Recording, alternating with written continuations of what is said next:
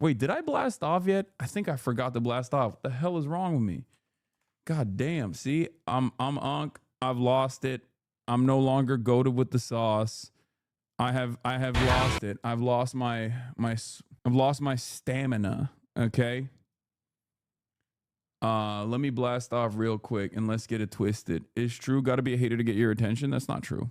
Oh, can you drop more lore on interesting terrorist interaction at that restaurant? On the interesting terrorist interaction at that restaurant? What terrorist interaction? At what restaurant? You probably have low T. POV, I am hating and you are reading this. Okay, you got me. Did you have a Coney dog? No, it's true. I made a joke about Bernie Sanders not having a stroke by having strokes open for him at a rally, and you pulled me up and called me autistic in front of the whole class. Okay, takes one to know one. Okay, calm down. All right, hold on. Let me blast off. I'm back in LA. Detroit recap. Labor Day in the most anti-labor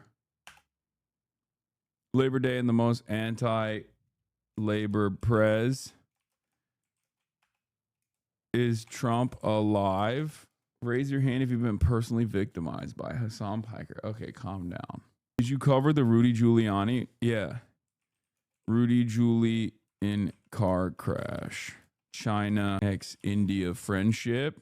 What's going on in Indonesia? Get in now. www.twitch.tv/Hasanabi. I think something happened to Trump, but the secret is that he's now fully bald. Wow. What a secret. What a secret. Do we have a blast off meme? Okay, we got one. We got a Labor Day themed one. Okay, let's do it. Okay. I baited you once years ago. I'm happy because I know you will never visit Sweden. You don't know that. You don't know that.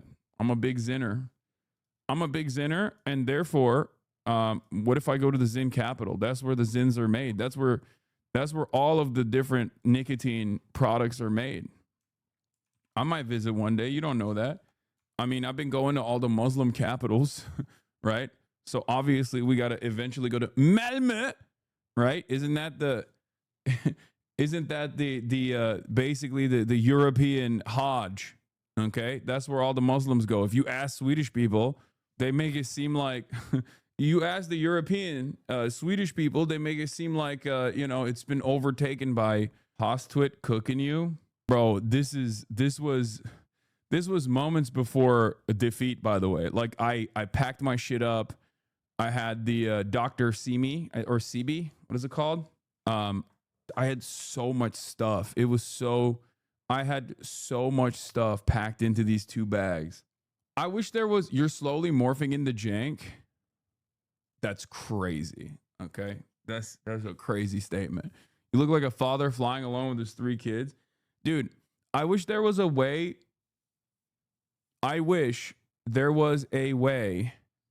to just teleport. Okay? I wish there was a way to teleport. Because, like, if I could TP, I would be all over the place. I'd be going to impact sites. I'd be going to, like, protests all around the world. Like, right now, for example, this weekend, like, I could have easily gone to, like, New Hampshire or Maine or whatever to, like, link up with Grand Platinum. But, like, it just kills me. Okay. Kaya, please. Thanks, Mom. And it's just, like, I can't do it. I can't do it because the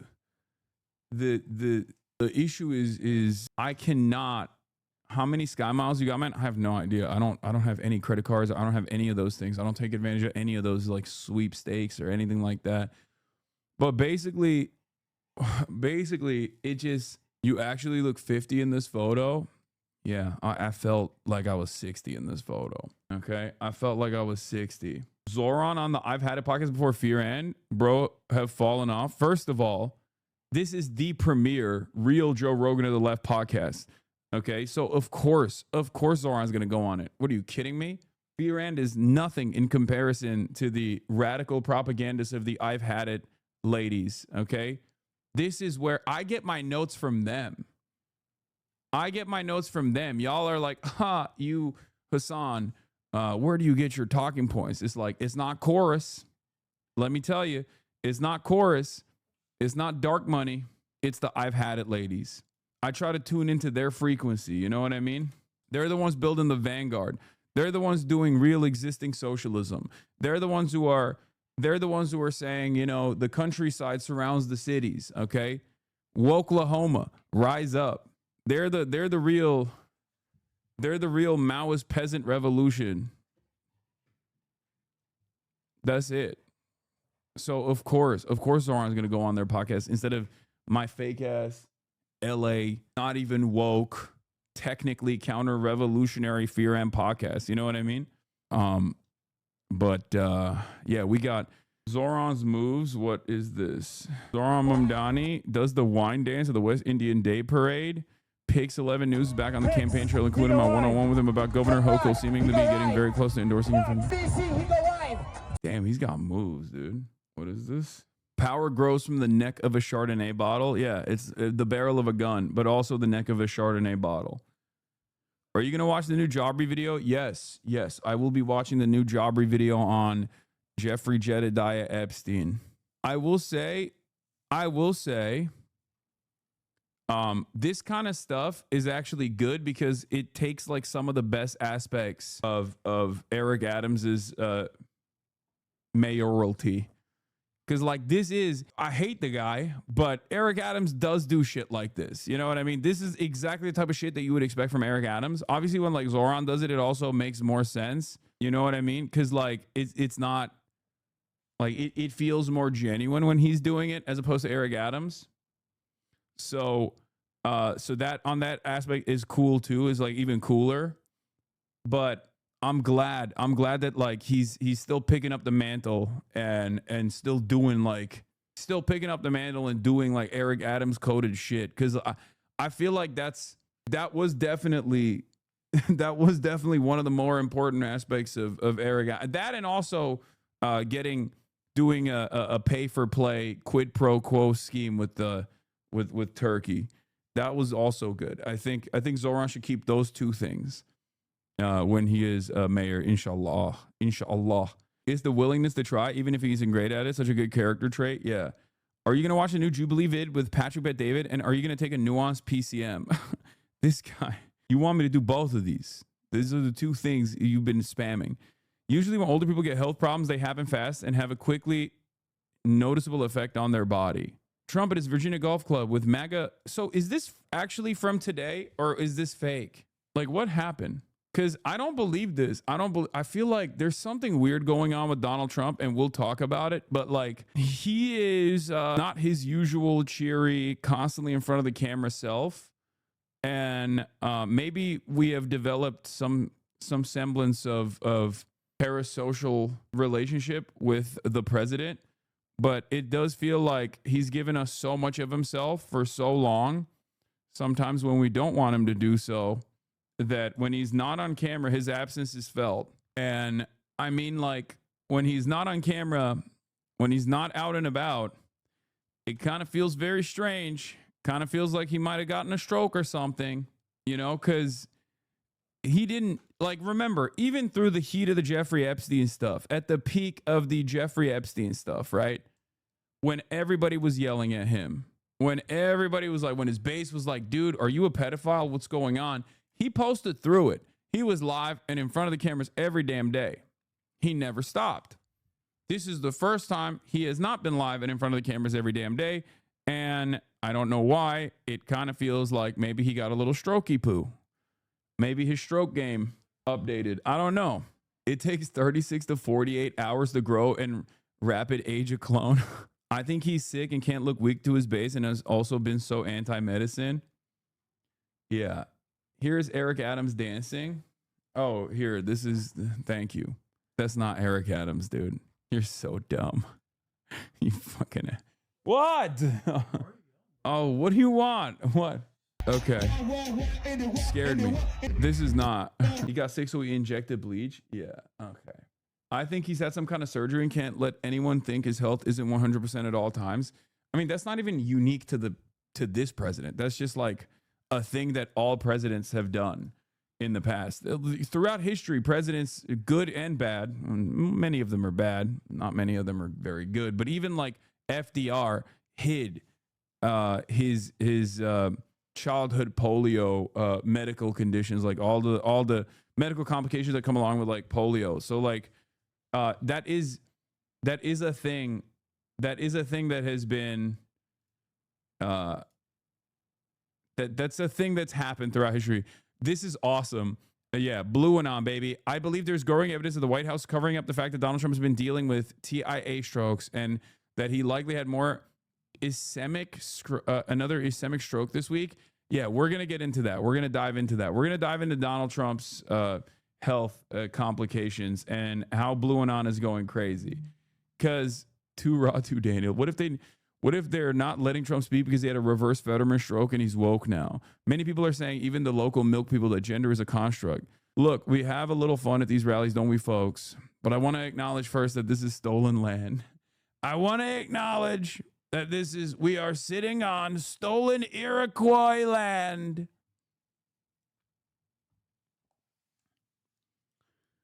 All I'm saying is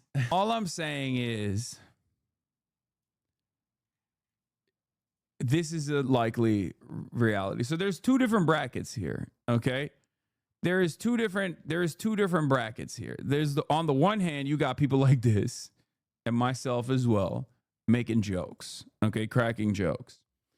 On the other hand, you got a lot of people getting offended by people cracking jokes, being like, you're wishing ill on the president. How dare you? And it's like, that's been very funny to watch, because I love when right-wingers who will be like, we must murder every transgender person, will then in the same breath turn around and be like, how dare you? How dare you make light of my big, beautiful president who wants to murder all transgender people and all Guatemalans? How dare you? How dare you even joke about that? You know? And it's like, I don't know, everything you do is violent. Like, can't we just have a little bit of fun? Like, what the fuck? My money is on congestive heart failure. He's just going to keep getting his chest cavity drained of fluid and live till 92, just be really in poor health the whole time. Okay. Well, yeah, it's all the people also that are like now complaining. His exact words were to kill people. Don't do this. Don't do this thing. Like, I'm embellishing. I don't mean like literally, okay? Policy wise, yes, it is about wishing ill to marginalized groups. Don't do that. Don't fucking do that. It's my least favorite fucking thing. You are the exact same kind of smarmy, annoying fucking woke scold that I am talking about, okay? The inability to understand when someone is fibbing, okay? Oh, my ideological opponents are never capable of fibbing. I am going to take everything he's saying 100% seriously. Excuse me? Where does it say in his policies that he wants to kill all trans people? Black and white thoughts only? Well, you're doing that. No, you're doing that. If you're demonstrating that you don't have the capacity to fucking understand that, like, I'm embellishing as a joke, you're doing that. You are weaponizing your autism, okay? That's what you're doing. It's one of the most annoying shit. It's one of the most annoying things that people do, okay? It's just immediately, right? We're going to be like, no, my enemies are incapable of engaging in hyperbole. They are being literal 100% at all times. Stop. Erming. Anyway, as I was saying, so on the one hand, there's a lot of people having fun with this, understandably, because, you know, Trump is he's a let's just say somewhat controversial figure. Is that fair? I think that's fair to say. Kaya Place. He is a somewhat controversial figure, right? I'm thinking maybe he's not a very good guy. You know, he's a little divisive. So when you're a little divisive, you got a lot of lovers and you got a lot of haters. And of course, a lot of people are excited at the prospect of, divine intervention of some sort. So they're taking their sweet time with it. They're deriving a lot of enjoyment out of it. Okay. Some people like Felix Biederman are saying this is so evocative. This is exactly how it feels when you have all the moisture in your body beaten out of you by harsh hotel AC. This picture gives me a sympathetic cracking around my lips. Anyway, it would be funny to ask him to do burpees to prove he isn't dying soon. And yet you have, some of the most annoying shitheads who actively Like there's that one the Korean dude, right? I think he's Korean that's like constantly posting like the most racist white supremacist nonsense you've ever seen. Okay. Um he was going crazy. He was like complaining. He's like, "Oh, you see, the left would be wishing ill of a man who is a grandfather and a father to many children." Kang Min Lee, I fucking hate that guy. Yeah, that guy. That guy. Oh my lord, not Ollie London, dude. No. The Korean Ian Miles Chong, basically. And I saw someone call him out being like, "Dude, you literally say every black person is George Floyd, and you're over here complaining about like the left having a little bit of fun, you know? Having a little bit of fun with like an objectively evil person's health complications." Let me see if I can find. Does anyone have it? Does anyone have that link? Yeah, I saw Connor's as well. Connor had a really funny one. No, not the Kongmin, not the. What is this? I didn't. I'm not asking for you to send me your choice favorite quotes. Japan for the Japanese, English for the England for the English, Korea for the Koreans, America for the Americans. We must defend our homes. Aren't your parents immigrants? They don't claim to be just as American as the native stock. Dog, that is so funny. You are literally a Korean American, LARPing as a white supremacist, living in the United States of America. Like your very existence on U.S. soil undermines the argument that you're trying to make here.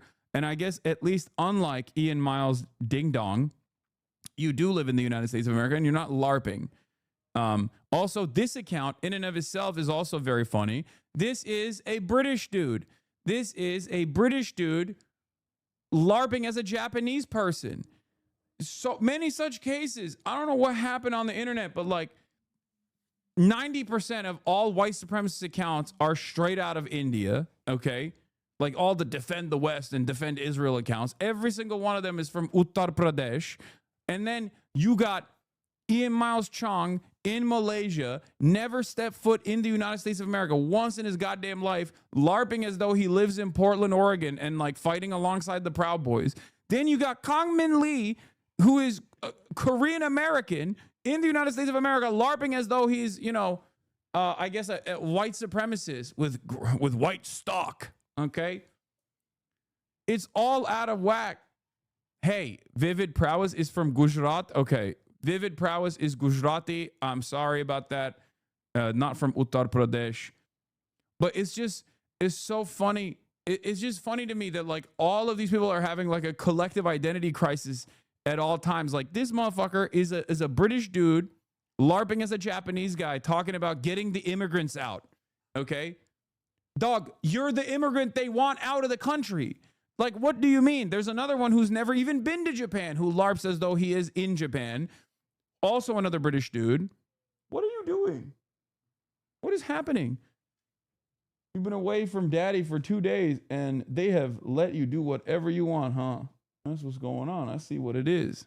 Like, there's nothing funnier than a British dude living in Japan saying, breaking, thousands of locals marched in Osaka yesterday demanding an end to immigration. And it's like, yeah, they want you out, you fucking dingus. They want you out too. Japanese people aren't just going, oh no, we only don't want Indians in the country. They're saying we don't want any foreigners. You're a foreigner. There's no like, they don't have this like designation for white people, like this special designation for white people. Japanese xenophobes don't want white people too. So when this dingus is posting this stuff, I'm like, yeah, bro, they want you out of the country too. Anyway, but yeah, it's all busted. It's all busted. You don't got the good racists no more. You know what I mean? Like, what happened back in the day? No, you wrong. Racist Japanese love white people. No, someone has lied to you. That's just false, objectively. No, racist Japanese people do not want white people in the country either. Okay? They do not. That's 100% objectively untrue. They do not want white people either. In Japan, if you are a white boy living in Japan, if you are otaku, okay, you will get like searched by the police for simply being white. Like, it's not even a joke. There is straight up discrimination against white people and all non-Japanese people. But of course, one of the most significant versions of Japanese racism and phobia xenophobia actually stems from the hidden notion that at any given moment, their society might be secretly Korean or secretly Chinese.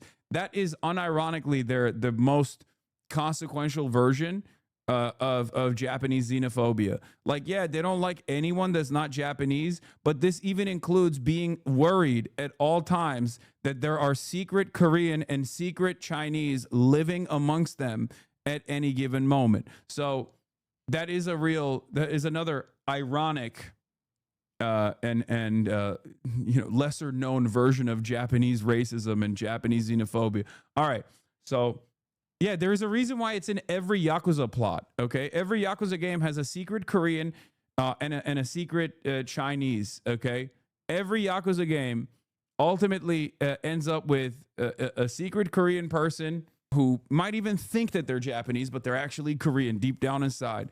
Okay, that's how it is. But yeah, my point is we don't have the good racists no more. Okay, or not even the good racists, but like racism has evolved.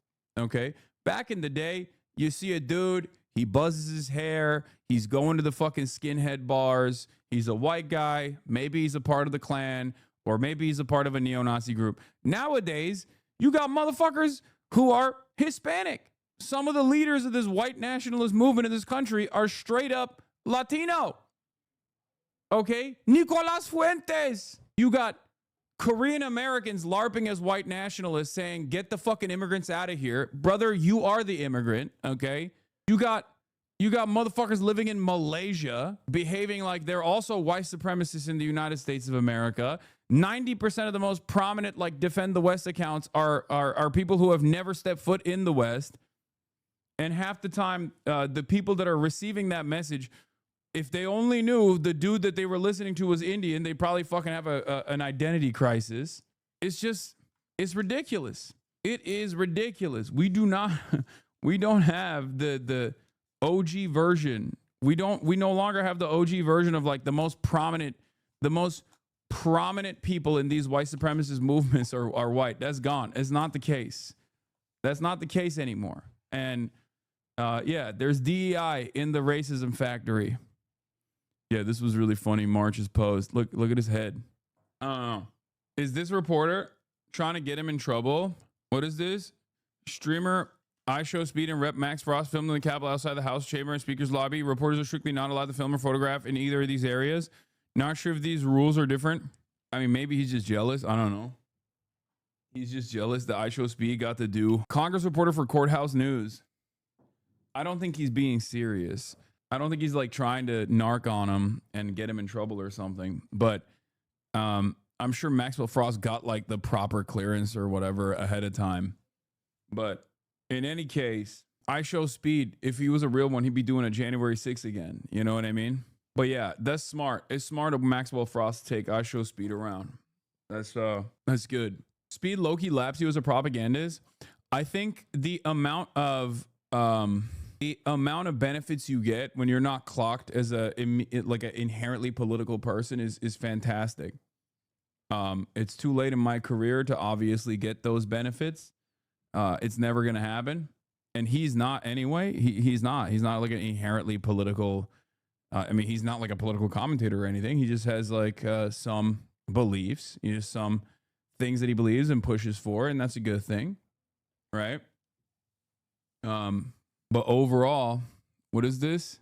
What is this link? He kind of did. Oh my God. Did he almost do a January 6th? iShowSpeed almost do a iShowSpeed delivers a speech outside the U.S. Capitol building in Washington, D.C. What the fuck? Hey. Are they saying iShow meet outside of the Capitol? Ain't no fucking way, dude. That is at the top.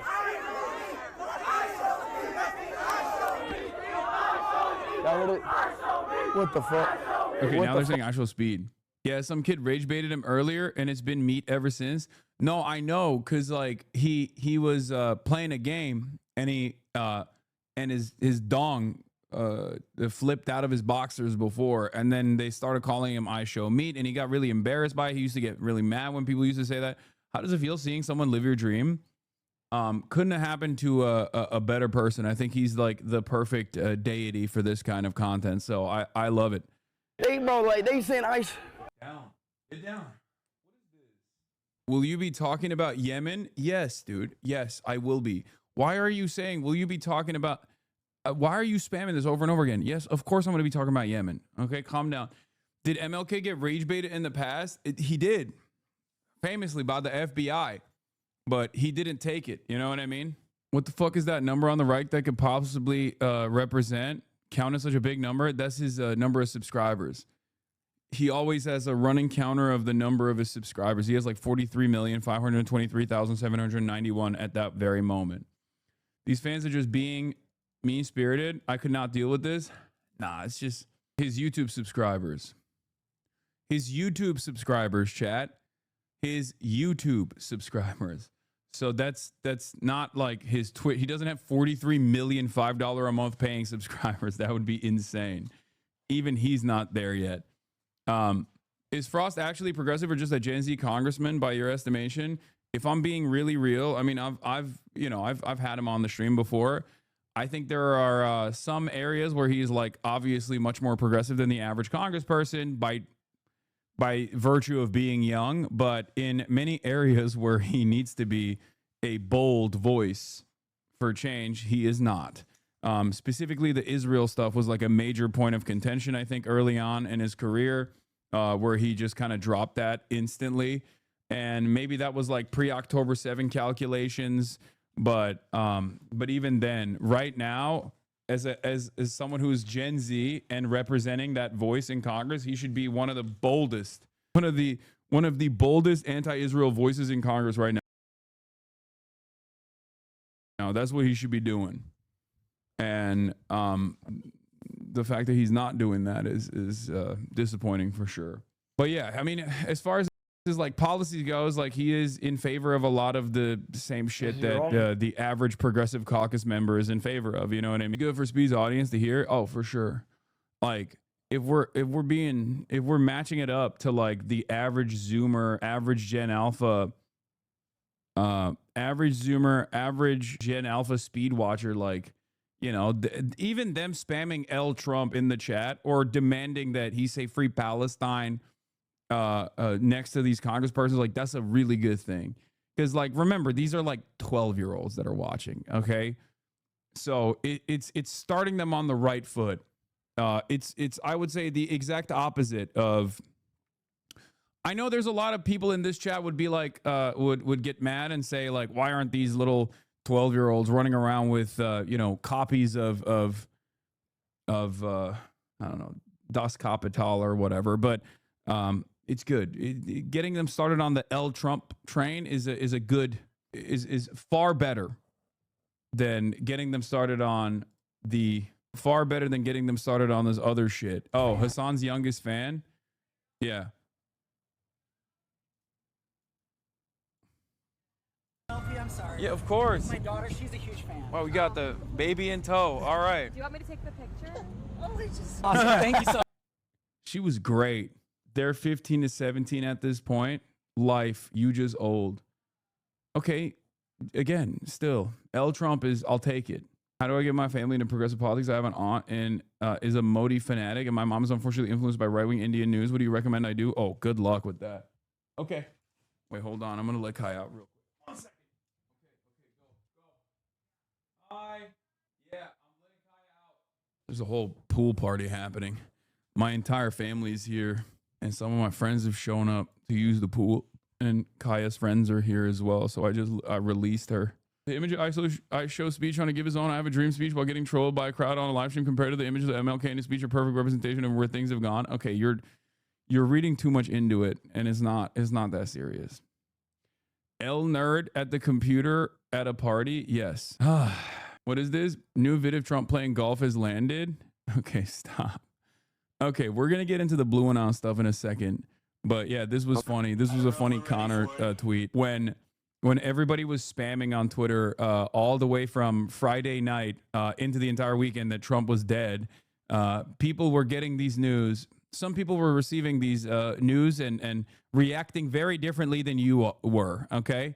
One of those people is Aiden Ross. Trump has not been seen in days with no public appearances scheduled this weekend. Oh, shit. Cause you saw what happened with his hand. No, what happened with his hand? He was like doing an interview, and they saw his hand, and it was like purple. And they said the queen died when her hands were like that. Wait, what? I don't know what it. Yo, everyone's saying Trump is passing away. He's passed. Let me shut up, bro. Yeah, actually, shh, don't talk about it. Yeah. What the fuck? Let me know you're ready. That's his fucking friend, man. Shame on y'all for cracking jokes about this. I just realized that there's going to be a tsunami and people posting absurd levels of grief when the day comes. Yeah, but it will be washed away with a tsunami, of pleasure and excitement. I think like it's just this is a load-bearing figure in modern American politics, and I think it's going to be a very unique, very, very unique moment. Okay. I'm going to tell you right now, there's going to be a lot more celebration than there will be sadness. Okay. There's going to be a lot more celebration than there is sadness. It is very obvious to me that perhaps some Americans who are on the liberal side of politics see Donald Trump as like the singular force for all of the awfulness that they're experiencing and don't understand that he is just like a normal continuation of unlimited reactionary sentiment. And therefore, they falsely attribute all of the issues to Donald Trump as the singular force instead of recognizing that this is, there is a duopoly here. There is a bipartisan compromise here for many of societal, many of the issues that people face. But it will be jubilation for sure. I do think so. Now, of course, there are, as is the case with you can't have nice things. Hate to be the bearer of bad news, even though that is precisely my job. And Trump's demise would lead to J.D. Vance's ascent. And J.D. Vance's ascent, I don't think J.D. Vance is capable of securing the base of support in a popular contest. I don't think that he would win. But if Trump were to somehow pass away, that would be truly terrifying because that's the only way J.D. Vance is going to actually hold on to a higher lever of power. And then we would truly know what it's like to have President Palantir, President Peter Thiel, Supreme Enforcer, So that is definitely a real fear that I have. So we can't have nice things, basically. Okay, that's my point. We just cannot have nice things ever. But latest Blue Anon research. Yeah, I'm going to dive into the Blue Anon conspiracies, as you guys know. While we were out celebrating and making jokes about Trump, just people basically memeing that Trump is dead. Okay, and the right wingers were getting upset that people were memeing that Trump is dead. Blue Anon was taking it sincerely. Here's Adam Cochran, investor, professor, policy consultant, author, independent investigative journalist, and father, trying to make the world suck less. This is a 31 tweet Twitter thread from Adam Cochran. Now, if you're old enough in this community and you were around for Trump 1, you remember there were figures similar to this. There were Blue Anon figures back in the day as well. Seth Abramson comes to mind. He was one of the prominent Trump guys. Okay, there were a bunch of these guys that like had gotten their brains broken with Russiagate stuff, so they would almost always tie everything back. Louise Mensch, as another good one. They would always tie everything back to like, Donald Trump's having gay sex with Vladimir Putin. Now, those guys haven't been as active or as prominent in Trump 2, but they were a important fixture. They were an important fixture of the Blue Anon movement in Trump 1. They were a prominent feature of the resistance against Donald Trump in Trump 1. Okay. Nowadays, they're not around as much. They're not as visible. They're not as loud. But every now and then, something like this gets out of control. It snowballs and it becomes this like massive thing. Or maybe I just don't see the Blue Anon people because it's not on my fucking Twitter timeline. But they're still here.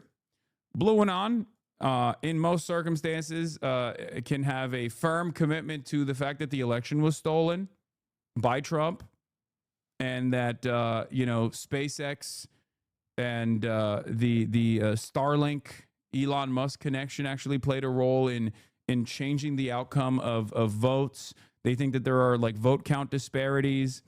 Reddit / something is wrong 2024 is one of the largest subreddits that where you can tap in to what the Blue Anon guys are up to. Okay. They believe that, like, you know, Elon Musk hacked the election for Donald Trump. So this is one of those threads. There was another prominent like Blue MAGA, Blue Anon thread that we looked at a while back that accused JD Vance of being a child rapist. That one got like hundreds of thousands of likes. If you remember, this guy came out and was like, I have evidence. JD Vance, the child rapist, that's why he changed his name. And I'm going to prove it. That was awesome. That was crazy. They went nutty for that one for a little bit. Anyway, sus, weirdly informed. I am a enjoyer of every different type of political curio, and American politics is a target-rich environment for that kind of thing. So anyway, I believe there's growing evidence that the White House is covering up the fact that Donald Trump has been dealing with TIA strokes and that he likely had more significant ischemic strokes this week. Let's start with the basics. TIAs are temporary blockages. You'll see symptoms, leg dragging, eye drooping, etc., but they resolve within 24 hours. Ischemic strokes leave a lasting impact, but can range dramatically in scope and severity. TIAs precede an ischemic stroke in about 30% of patients and often result in a long-lasting interventions to try and prevent any risk of a larger stroke. Now let's get to what paints this picture with Trump. In March 2024, Ron Filipkowski notes that Trump has been dragging his right leg for a while. It's something we've seen him do on and off over this past year, but not super notable on its own. Let's take a look. I see a sexy man doing a sexy dance, for the record. Okay, I see a sexy man doing a sexy dance. I don't know what these haters are saying that he's dragging his right feet. 531. Then in Time magazine interview from right after the election, we see the first note of Trump's hand bruising. Once again, something people didn't think much of at the time. Sitting under the bright lights for a 30-minute photo session ahead of a 65-minute interview, he's asked to explain the bruising on his right hand. It's from shaking hands with thousands of people, he says. Okay? It comes up again during the Macron visit on February 25th, 2025, where Caroline Leavitt repeats the lie about it being from shaking too many hands. Okay? The next medical event we see is the president's annual physical report. Comparing the medication list to his old reports, we notice that there are three new medications: rosuvastatin, ezetimibe, and a daily aspirin. Well, the daily aspirin is normal, but I don't know what the fuck these two things are. What is it's for cholesterol control, apparently. And the daily aspirin at that age is normal. It's for mitigating some sort of like heart condition. You know what I mean? You just do it you just chew aspirin, I think. The daily aspirin is not normal. No, old people take daily aspirin, don't they? To make sure that they don't have like fucking some kind of heart condition. Anyway, let's continue. I fear when I watch this kind of stuff, when I read into this kind of stuff, I fear that there are many in my audience that actually go, hold on, this is real, okay? At first, I thought this might be normal medication for managing cholesterol, but I've certainly heard of preventative aspirin use in the past, but I decided to interview some heart specialists, and I'm glad I did. There are two general takeaways I heard from multiple specialists. Daily aspirin is not recommended for prevention anymore. An aspirin regime is treating something. Ezetimibe, I don't know if I'm saying it right. I'm definitely not saying it right. Is a second-line medication not used for regular LDL treatment.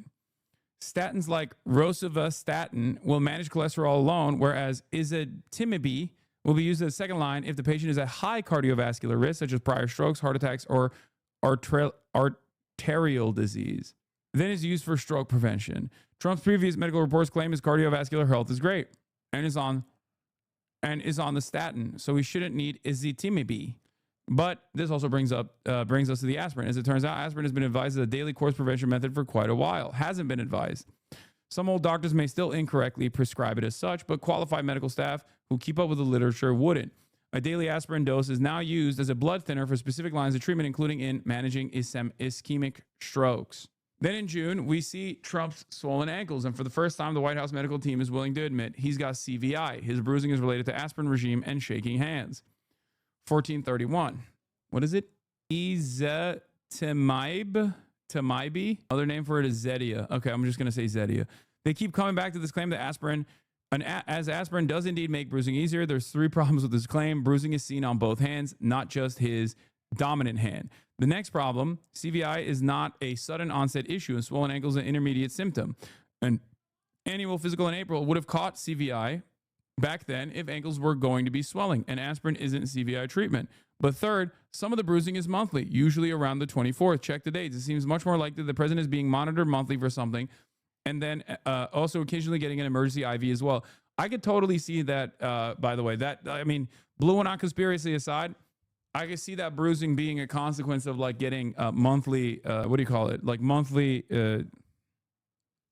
IVs. So what does this all mean? When a patient has had a TIA, they have temporary symptoms, but would have been started on aspirin, these medications to prevent future ischemic stroke risk, just like we see with Trump. The patient having TIAs may have temporary symptoms for 24 hours afterwards, including face drooping, leg dragging, or trouble walking in a straight line. This was weird. Oh my God, it's working. It's working on me. It's working on me. I'm believing it now. I'm a blue and on guy. I'm a truther. He's dead. He's been cloned. Patients who experience very mild strokes that are not on TIA, such as lacunar stroke or minor ischemic stroke, may have persistent but barely noticeable symptoms, such as drooping on the lip, eyelid, and eyebrow, which would be on the same side of the leg dragging symptom. I think he's just old, man. That's it. He's just a droopy guy. That's just what happens when gravity takes over. You know what I mean? Like, this is, I think we're reading too much into the tea leaves here. Okay. Like, if a patient under White House level medical care was seen having a stroke, they'd be scanned to rule out a hemorrhagic with the White House portable MRI, and then could receive alteplase, a clot busting peripheral IV, often given in the hand for elderly patients. If that patient was on aspirin for cardio risk management and or potential calcium blockers, we'd expect bruising on the hands, swelling on the ankles. If they had a mild ischemic stroke, we'd expect the patient to be on bed rest for 24 to 48 hours, by 2 to 3 days, able to take smaller assisted steps, and the patient may have facial droop, flatter facial creases, or their mouth agape due to facial muscle weakness.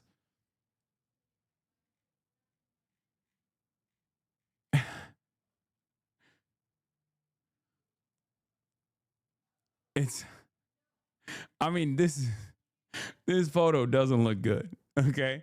I'm not gonna sit here and act like this is a good photo for him. Okay. He's not exactly the sexiest guy, contrary to what the weirdos who love Donald Trump might claim. He's not exactly the sexiest guy. He's not known to be a looker. Okay. Having said that, I think it's cool that we finally have another Brandon. Welcome back, Joe Brandon. It's Brandon 2. Okay. That's it. We got Brandon 2, Brandon 2.0. He's here. Even though they could walk at this time, speech and complex motor skills may still be recovering. And we noticed Trump oddly kept the press pool very far back from the White House and hasn't allowed them on the golf course. We also noticed that he was dressed as the same as the last time he went golfing with Kai, and that MAGA influencers were given an old picture to circulate from January and his other golfing picture from June 27th. Yeah. Also, whenever the administration actually cares about a particular thing, they will release like info. They'll info dump to the regular fucking Twitter sphere, right? And they will all turn around and post, President Trump's the best grandpa. Trump looks so young. I love this photo. Okay.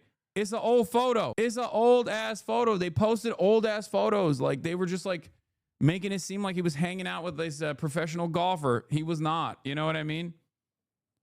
Those same influencers were circulating a video of him in the same outfit, but that one came from June 29th this year. Yeah, this is not a new video. This is an old video, but they were literally circulating this on Saturday as though it was a new video. Bravo. Wait, this man did another 31 Twitter thread. No, this is the one. This is the fucking thread that we're looking at. The next picture of him today, this was from yesterday, from afar with continued face droop. He once again spoke with no reporters before going golfing, and both times reporters were confined to the tennis court out of view of his course instead of letting them take pictures like normal. This is a new one. None of this even gets into the other weird events this week, of Vance being ready to take over, or social posts seemingly like they were written by interns. But the motive is clear. They know Vance does not have the same hold over the base of the party nor the Republican Congress. If Vance was president, the admin would get far more pushback. This is true. Under a normal administration, a president having repeated TIAs wouldn't be removed from office. But even a moderate ischemic is likely to impact mental faculties and merit the 25th Amendment being invoked. That's never happening, though, because Democrats are unfortunately too cowardly to do anything against the Trump administration at this point. Vance and Miller know that their federal power consolidation requires continued implementation leading up to the midterms, and Trump's own ego will mean he never lets go willingly. So unless the White House can provide a transparent explanation of his health. Wait, what? Absolutely, Lamau? What do you mean? I just don't think the Democrats are going to move in that direction. 25th would be cabinet members, not the Democrats in Congress. Okay, but the cabinet members are obviously not going to do it either. The cabinet members are not going to do it. No, I'm saying like the Democrats are not going to pressure to pull the 25th button regardless. And also, it didn't happen for Joe Brandon. You know what I mean? Like, my assessment of the situation is, my assessment of this kind of situation is usually that, like, what you see as far as the president health is the most rose-colored version of actual events. No matter who's in charge, whether it's a Democrat or Republican, doesn't matter. Okay, that's just how it is. Okay, but because Donald Trump is, Mr. I love being in front of the cameras and chopping it up every day, it is unique that he is no longer doing that. This is the reason why a lot of people are going, oh, there is definitely a real health complication. Okay, but given the fact that no matter who's president, the version of the president's health that you see in public is going to be the best possible version, like far better than what is actually happening behind closed doors. This doesn't look too good. Okay. That's all I'm saying. This does not look too good for the president, especially when you got a couple days and you got the entire MAGA Twitter sphere, like people who are directly getting their notes from the administration to say whatever the fuck, to go against like whatever narratives that are brewing up. And they're all using old ass photos of him and old ass videos of him and being like, dude, he's a beacon of mental health and he's a physical specimen. How dare you? It kind of feels like the truth is the exact opposite of what they're trying to present it as. Okay. So, I feel like this is all wishful thinking. It is, okay? When it comes down to demands of divine intervention, as a Turkish man, I have been here already. I have experienced this already. Many Turks in the chat will tell you they know exactly how this feels. But what you fail to consider is that evil never dies, and your demands, your wishes for Trump's demise will only power him further. I'll believe it when I see it. Okay, that's all I'm saying. But anyway, he says, so unless the White House can provide a transparent explanation of his health that better fits these circumstances, I'm forced to conclude that they are lying to the American people and hiding that Trump had a stroke. It's time for the press to push this and get clarity. Oh, look, Golf's picture he posted that people thought he was claiming was from today is also from an older date. They're driving him to the golf course and not golfing. It's all ops to cover up something, and it's perfectly clearly a stroke. As pointed out by a reader, Izitimbe was added in the 2020 physical along with an increase in rovastatin when the cholesterol didn't merit any of those. However, this was all around the same time as the president's impromptu physical at Walter Reed, where he felt the need to tell us he didn't have mini strokes. Pretty suspect timing. I think the funniest version of events would be a reverse Fetterman stroke. But, that's a little update from you guys on Donald Trump's health conditions. He looks like shit.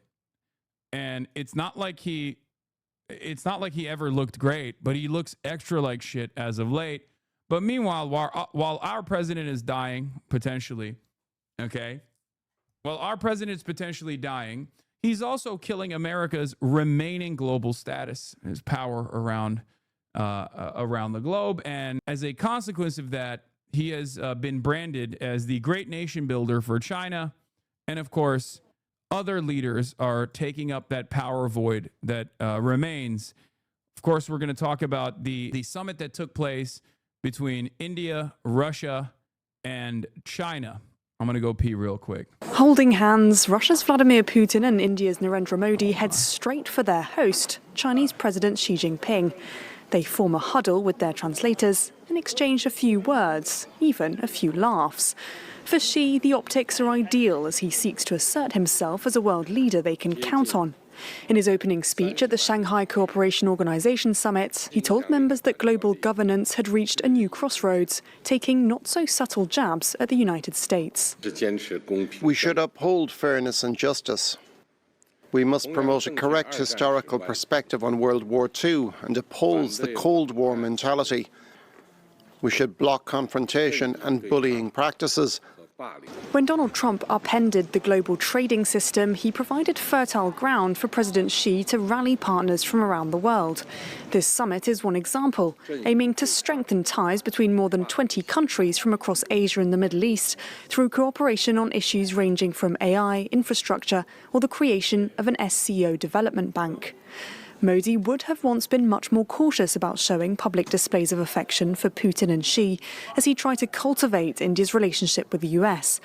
But with Delhi currently facing a 50% levy on its exports, analysts say Modi has been pushed into the arms of his Chinese counterpart, even despite years of tensions over a border dispute. The Shanghai Cooperation Organization can become the guiding light for multilateralism and an inclusive world order. Meanwhile, People always say do nothing win, but like this is doing something. It's not doing nothing. He is doing something. Okay? It's really interesting. It's so funny that this is happening for actually no reason. I mean, it's not necessarily, there is a reason for this. Part of that is because Donald Trump is in this unique bind where on the one hand, he must, for the foreign policy decisions of America, for the State Department, he has to apply pressure to Russia, because Russia is delivering a significant blow to American hegemony by, you know, disrupting the power that America had as the world police, right?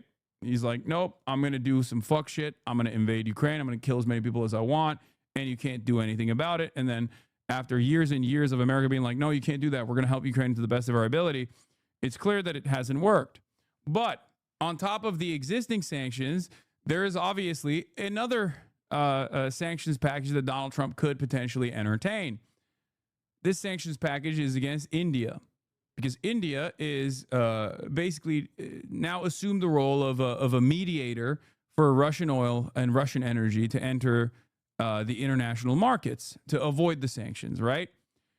Problem is, India is also a key ally against China. India is supposed to be the bulwark against Chinese socialism, growing Chinese socialism in the region, growing Chinese power in the region. So you can't really sanction India, especially at a time like this, as I have described time and time again. Trump knows this. So even the mere threat of sanctioning India is enough for India to go back into the hands of China and maybe even leverage America by exhibiting a closeness to China to get more favorable deals out of the United States of America. And that's where we're at. Xi was gearing up for his next major event, a military parade in Beijing attended by leaders of Russia, North Korea and Iran to mark 80 years since the end of the Second World War. Chinese President Xi Jinping opened the Shanghai Cooperation Organization Summit in Tianjin by calling on leaders to work harder to forge a new world order. A global governance concept based on consultation, joint contribution, and shared benefits. Also, you know, once again, Modi's still Modi, okay? Close to China, anti-China, doesn't matter. That's still a fascist, okay? Let's be real. This is, in some respects, like if Xi Jinping was developing closer ties with Israel. It's not the same as Israel, but you know, Modi is a Modi Modi, I would say, is like closest in ideological alignment to a country like Israel or a leader like Benjamin Netanyahu. So it's not. This isn't.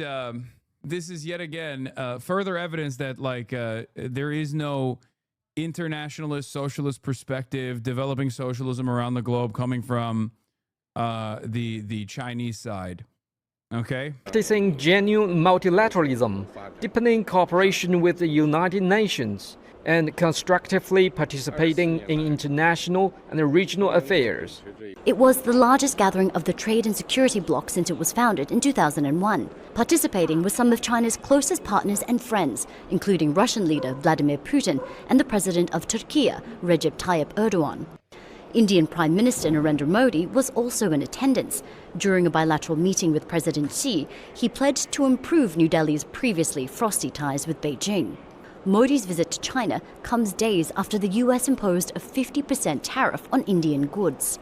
There was an expectation that this Trump administration would continue to be a close partner for India. And the fact that that hasn't worked out means that India might have neglected the region for. They're offering stability that the USA doesn't. On the international scale, China, especially in that region, especially in Asia, is beefing up Asian cooperation because they're saying, look, America's unstable, it's dangerous, it's a madman. And you can see it, we can see it, we can all see it. We offer stability. On the other hand, if you look at internal politics in India, I feel like Modi's time is running out. The walls are closing in. I don't know exactly what it's going to look like for Modi and the BJP in general, but this kind of this kind of olive branch extended to the BJP by China, I suspect, gives more power to Modi. Like it's a saving grace for someone like Modi. What do you even know about Indian politics? By my own admission, you know, I think it's incredibly complex, and I don't fully comprehend it. I am the first to admit that. So if you take issue with what I'm saying currently, as far as like domestic Indian affairs and what Modi is seeking to do here, you can tell me if I'm wrong on any of this. But I feel like it's not very, my analysis is fairly reductive. Far too long. Many of the nations at this summit share India's frustrations with US tariffs. Xi Jinping wants to harness that frustration and motivate SCO members to work more closely together to reduce their reliance on Western-led security initiatives and trade. The bloc signed a joint statement and agreed on a development plan for the next decade, pledging wider cooperation in energy, infrastructure, green industries, the digital economy, and artificial intelligence. An SCO development bank. You do understand that Xi doesn't choose the Indian prime minister, right? No, of course not. What do you mean? I'm not saying that at all. I'm not sure how much power Xi Jinping would have over Indian affairs in general, but the power that he does have is a very important regional power he is using to prop up Modi like this. And the reason why he's doing that is because this is, once again, America's major bulwark in the region against growing Chinese influence. So it's purely self-interested from the Chinese perspective. Will be established, with some pushing for an independent payment system to reduce dependence on the dollar and circumvent Western sanctions. In the face of a resurgence of unilateral bullying, the summit issued a statement firmly supporting the multilateral trading system with the World Trade Organization at its core. It called for the elimination of unilateral practices that violate WTO rules, sending a clear message of rejecting hegemony and upholding fairness, and voicing a shared commitment to maintaining an open world economy. China has pledged to provide $218 million in aid and loans to member states and expand educational opportunities. Numerous meetings were held on the sidelines, which provided an opportunity for Putin to brief Modi and Xi on his summit with US President Donald Trump in Alaska last month, a meeting he said he hoped would pave the way to peace in Ukraine. Katrina Yu, Al Jazeera, Tianjin, China. Don't miss out. Get the full picture. Subscribe to Al Jazeera for reliable. We're trade maxing. New comments from Chinese leader Xi Jinping, who took a veiled dig at the U.S. as he promoted his vision of a new global order. Xi told leaders at a major summit, quote, "The house rules of a few countries should not be imposed by others." He said more as well. We should advocate for an equal and orderly, multipolar world and a universally beneficial and inclusive economic globalization, and make the global governance system more just and equitable. What truly interesting is who was there rubbing shoulders with Xi. Russia's Vladimir Putin and India's Narendra Modi all shared a laugh with the Chinese leader on the sidelines, really almost literally. Dude, I don't understand one thing here. Like, if I'm a remotely competent European leader, I'm trying to bring Chinese investment into the European continent to the best of my ability. Okay? I'm trying to set up as many cooperation agreements with China as I possibly can. I'm like petitioning the EU to be like, dude, we got to fucking lean into this China shit. It doesn't make any fucking sense that you're looking at the situation and the lordship over there is demanding more in tithing from you. And all of these leaders around you in Europe are going, yes, sir. Yes, master. We will give you whatever you want to America.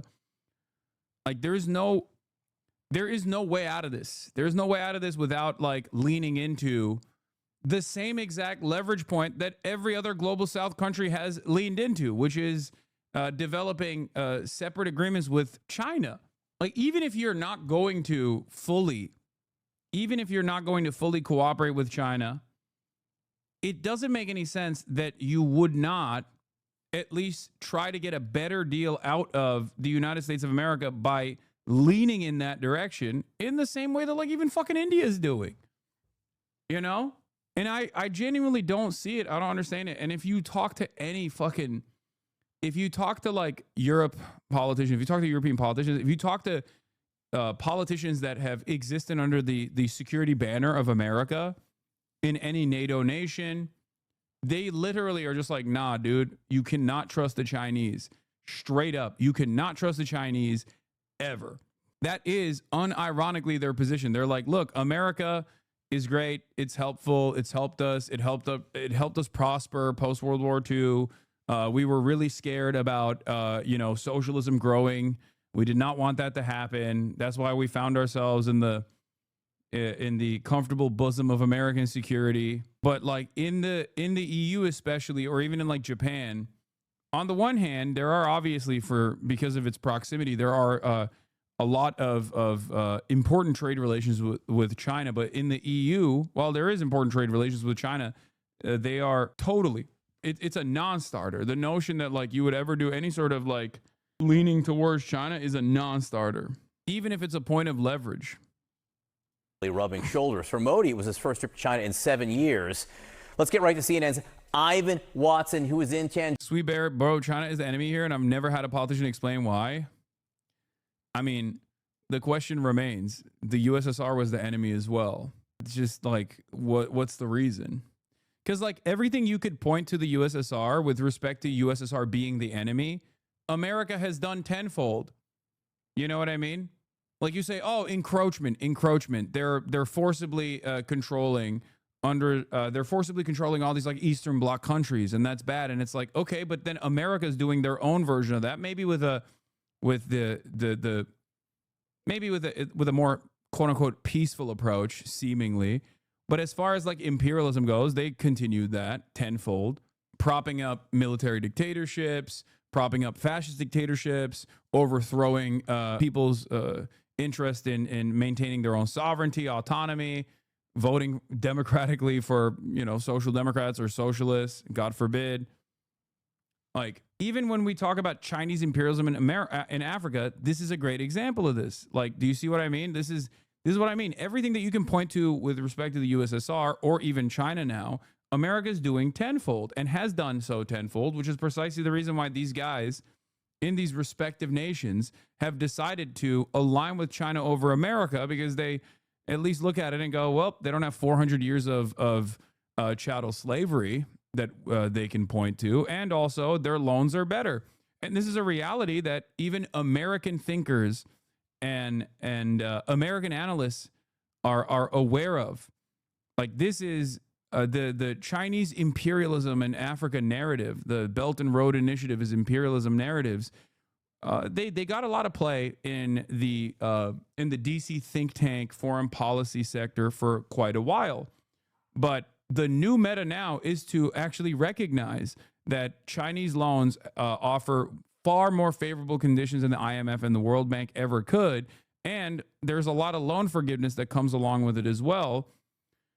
And therefore, you have thinkers that write for, Foreign Policy Mag and stuff like that, that openly will say, we have to get better. We have to deliver better, more peaceful and less interventionist loans than China is doing, than China is offering. The Shanghai Cooperation Organization SCO summit in Tianjin is a key gathering for Iran after the U.S.-Israel war. Tehran is set to deepen its relationship with China in a way it hasn't before, moving beyond its past short-term crisis-driven outreach. This is SCO's largest summit since its 2001 founding. Over 20 countries plus at least 10 international bodies, including the UN Secretary General, are present. The scale reflects how China is filling the gaps left by Trump's disruption of the global order. For Iran, the timing is crucial. The E3, Germany, UK, France just triggered the snapback of UN sanctions. Iran is still reeling from the aftershocks of war with Israel and the US. Significantly at Tianjin, SCO leaders condemned the US and Israel attack on Iran in June. Foreign Minister Arakshi, alongside his Russian and Chinese counterparts, sent a joint letter to the UN rejecting the snapback. They argued it lacks legal basis and is politically destructive. For Tehran, this is a rare moment of visible backing from two global powers at a key moment.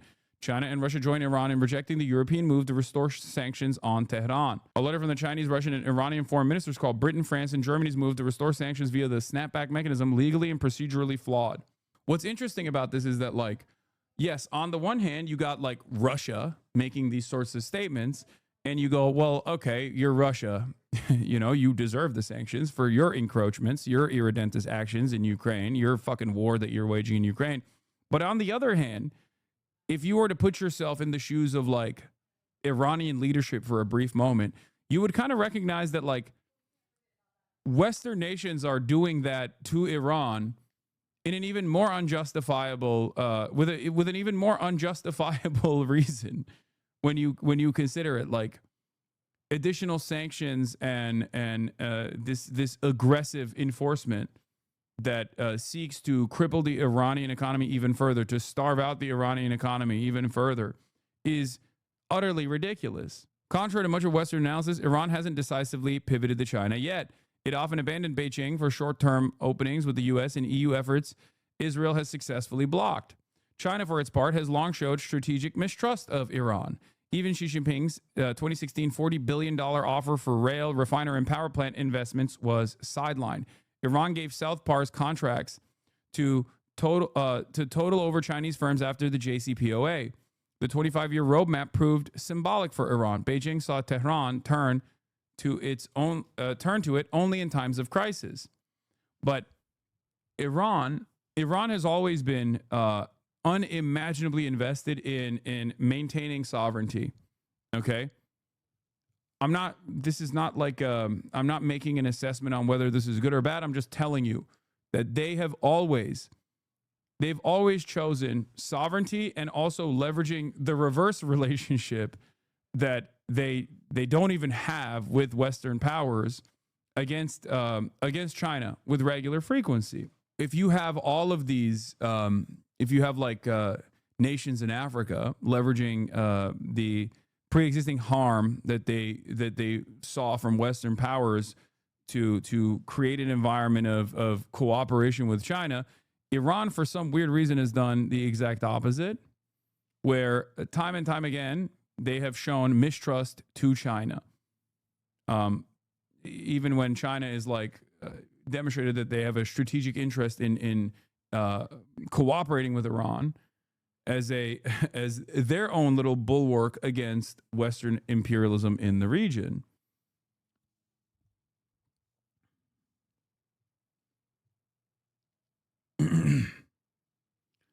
Russia is not irredentist, Lamau, just the irrational justification of Putin's dumbass gave for a rational invasion after they were left no choice thanks to NATO threatening to have nukes positioned at Kharkiv at a distance equivalent to Detroit to DC to Moscow. It is absolutely irredentist. If we know that there was never going to be NATO encroachment in Ukraine, you think Vladimir Putin miscalculated that? No, of course he didn't. There was already pre-existing instability in LPR and DPR, and they had already annexed Crimea. It is absolutely an additional push for more land and more control over Ukraine. It's ridiculous. Come on, please stop. Now the Iranian calculus may be shifting. Iranian Defense Minister Naz at the SCO. Orgs like Shanghai and BRICS can substitute unilateralism by forming new alliances. Regional security will be ensured with SCO cooperation. Iran is signaling readiness for deeper long-term cooperation with China. This stretches from Afghanistan to the Persian Gulf to Xinjiang and shaping the future of Central Asia, South Asia, and the Caucasus in the wake of the IMEC and the Trump corridor. I'm not saying this because I'm Turkish and I do often meme about Turkey being at the table, but a key component of this, or I guess like the last remaining castle for American imperialism in this region would be Turkey, because every single Turkic region that is that spans from China all the way to Europe is still very much aligned with Turkey here and get logistical training and supplies from the Turkish military. And therefore, Turkey being the NATO nation that it is a very important factor as far as like China having its own backyard and the entire Asian continent cleared of like American intervention so they can do trade maxing to the best of their ability by rail and you know, develop their supply lines in the way that they want to. Beijing-Tehran shared interests go beyond security. Beijing-Tehran ties can deepen to include more durable energy deals, oil, gas, renewables, major Chinese investment in Chabahar as a counter to U.S. corridors, and tech transfer in cutting-edge fields like AI. At the SCO summit, Pezeshkian welcomed China's call for reform in global governance. He backed SCO financial cooperation to cut dollar dependence, new rapid crisis response mechanisms, SCO Strategic Studies Center, Chabahar linking China, Central Asia, and the Indian Ocean. Iran sees the SCO's 10-year strategy as a chance to anchor itself in a multipolar order. Beijing's support in infrastructure and defense will hinge on Tehran showing long-term commitment and on how the U.S. and Europe will engage with Iran. China's invitation for Iran to its World War II Victory Day military parade while excluding Israel, the U.S. and EU, Saudi Arabia, and the UAE is telling. The message, Iran is part of Beijing's envisioned multipolar order. How we even ended up here is absurd. I think many people will say Trump is the reason for this. I think that's incorrect. I think Trump is simply the accelerant. Okay? That's Despite a long-running... I think Trump is simply the accelerant. Trump is giving the much-needed push to all of these other periphery countries by behaving in this inconsistent and irrational manner. But overall, like, global designs such as this one do not exchange hands overnight. They don't, you can't turn the tide of history with one leadership over the next. It's not like this has been a long time coming. This is decades of sanctions and America basically turning China into the manufacturing hub of the entire planet. It's a long time. And that gave China a tremendous political influence and power because it caused it basically made China intervention proof because you can't destroy your own manufacturing hub. It started with the shit talking during COVID that started the polarization Biden wrapped up. No, no. It's far before COVID. No. This is far before COVID. COVID could be seen as another accelerant. And Trump certainly is an accelerant, but I wouldn't say that it's like one singular event. But it definitely Anyway, let's look at TLDR News Global. Why China's economy is stalling. Property crisis and Trump's unprecedented tariffs, the Chinese economy has held up surprisingly well. Domestically, declines in property investment have been mostly offset by increased investment in high-tech manufacturing. And while exports to the US have fallen somewhat, they haven't fallen as much as you might expect. And Chinese producers have apparently been able to offset any decline by just redirecting their exports elsewhere, including to Europe. Nonetheless, in the past month or so, the Chinese economy has shown new signs of strain, and a combination of debt and deflation take their toll on industry. So in this video, we're going to explain how the Chinese economy outperformed expectations over the past couple of years, and what's gone wrong. Have you ever wondered how much money TLDR makes each year? Or who's funding our journalism? Well, we think transparency is super important. So we answer both questions in our recent video. It's linked in the description. Business investment, household consumption, and the of four things. Governments be unbalanced.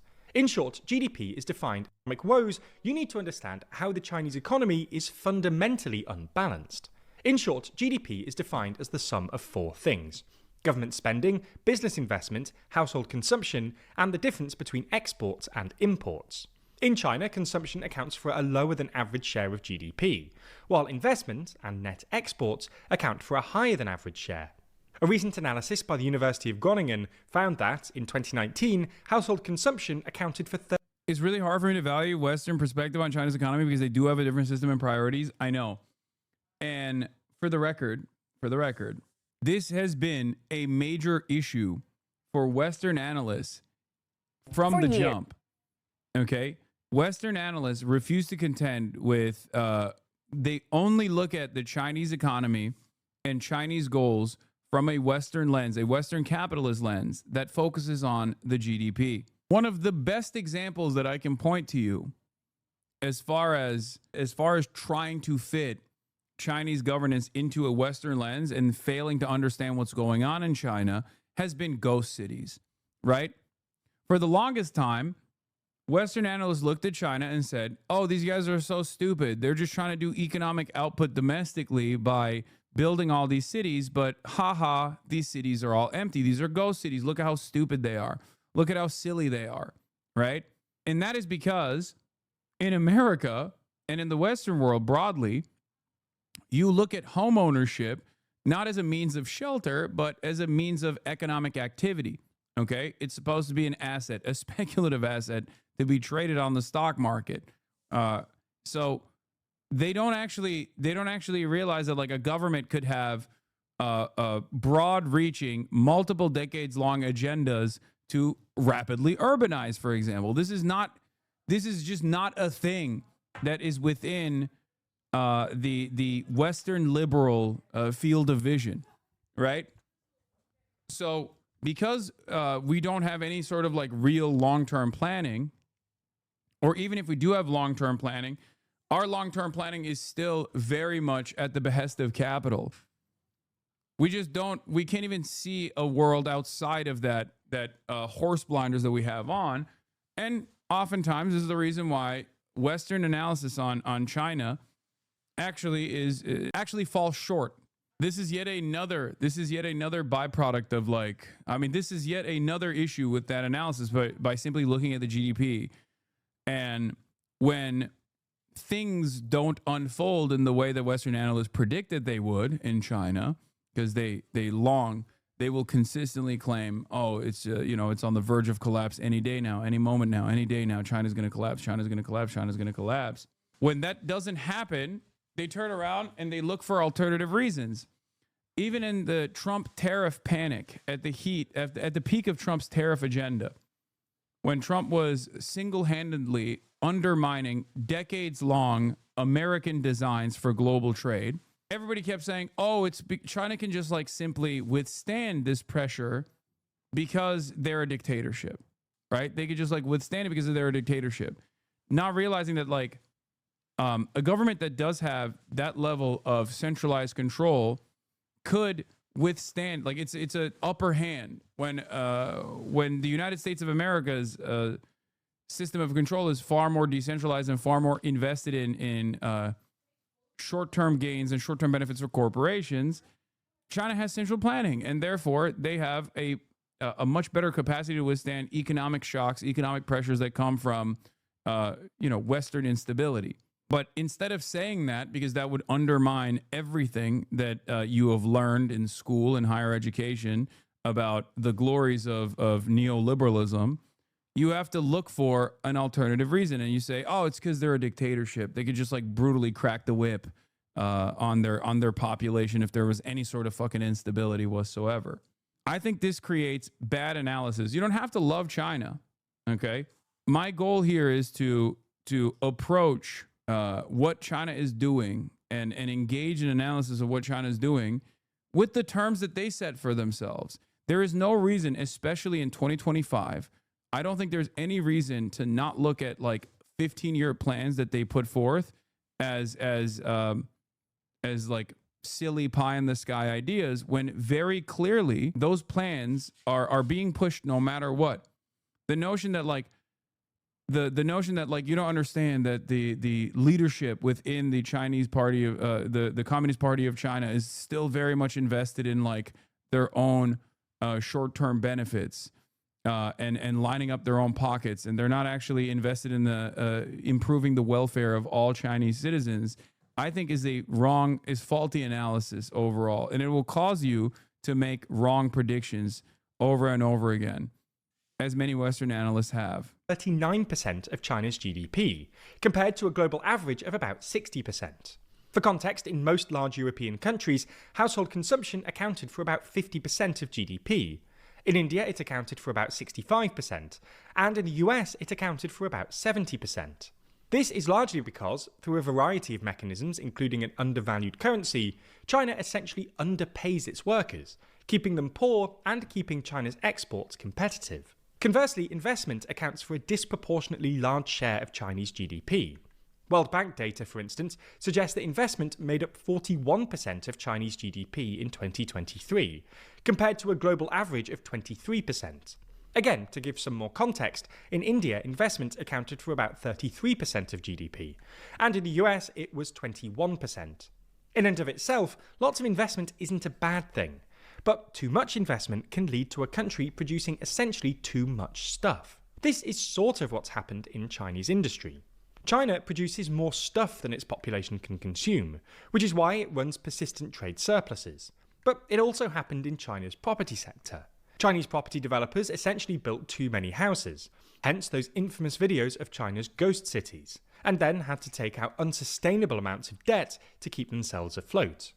If money is fake, which it is, and Chinese investment is still very much centrally controlled and is not actually being done at the behest of capital, but instead so that there is like an internal market so that you can incentivize people into new sectors that you want to develop, then the analysis can't be interpreted with a Western capitalist lens.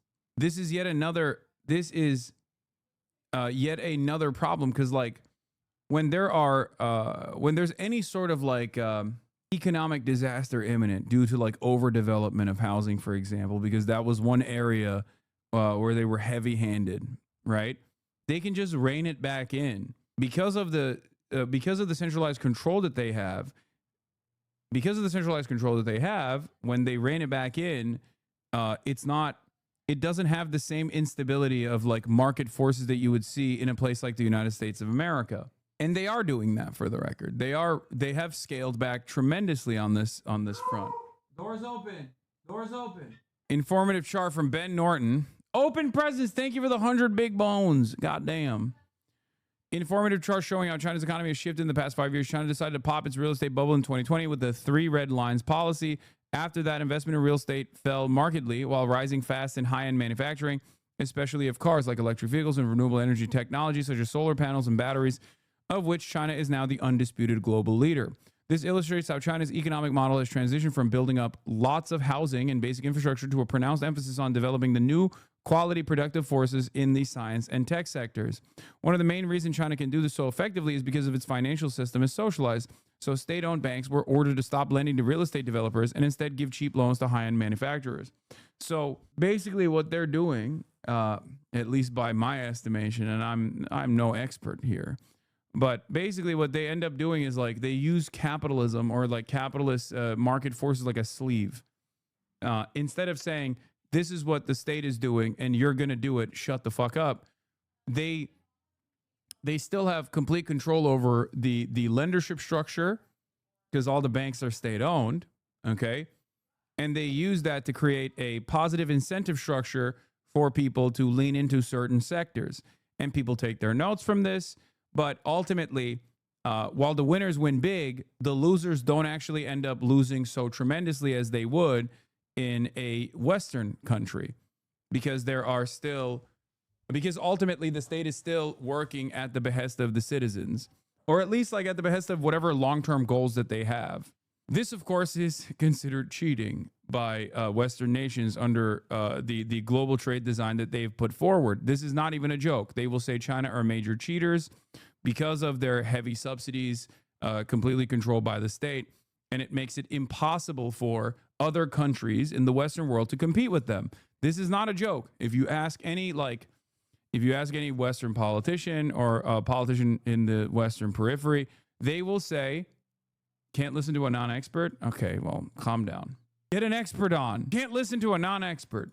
I'm over here talking about how the experts in the West are getting this wrong, and you're over here yelling at me. I'm a Twitch streamer, okay? What you see is what you're gonna get. Calm down. Now, the irony here, of course, is that the best possible way to compete with China from Western countries is to become more like China. But they won't do that because their entire system is designed to not be like the Chinese system, where the government controls the flows of capital rather than capital controlling whatever the government does. Okay? That's the major problem. Because their entire society is designed around sicking the free markets on their own populations. There's no way where they could turn into a command economy, a centrally planned economy, in an effort to even compete with Chinese manufacturing around the globe. I'm an expert, and I say this is bad. They should have collapsed their entire economy over a failing real estate industry. Yeah. U.S. economist Michael Pettis, who has incorrectly predicted the failure of the Chinese model for over a decade, is complaining that the Chinese policymakers avoided a recession by popping the real estate bubble and redirecting investment into manufacturing.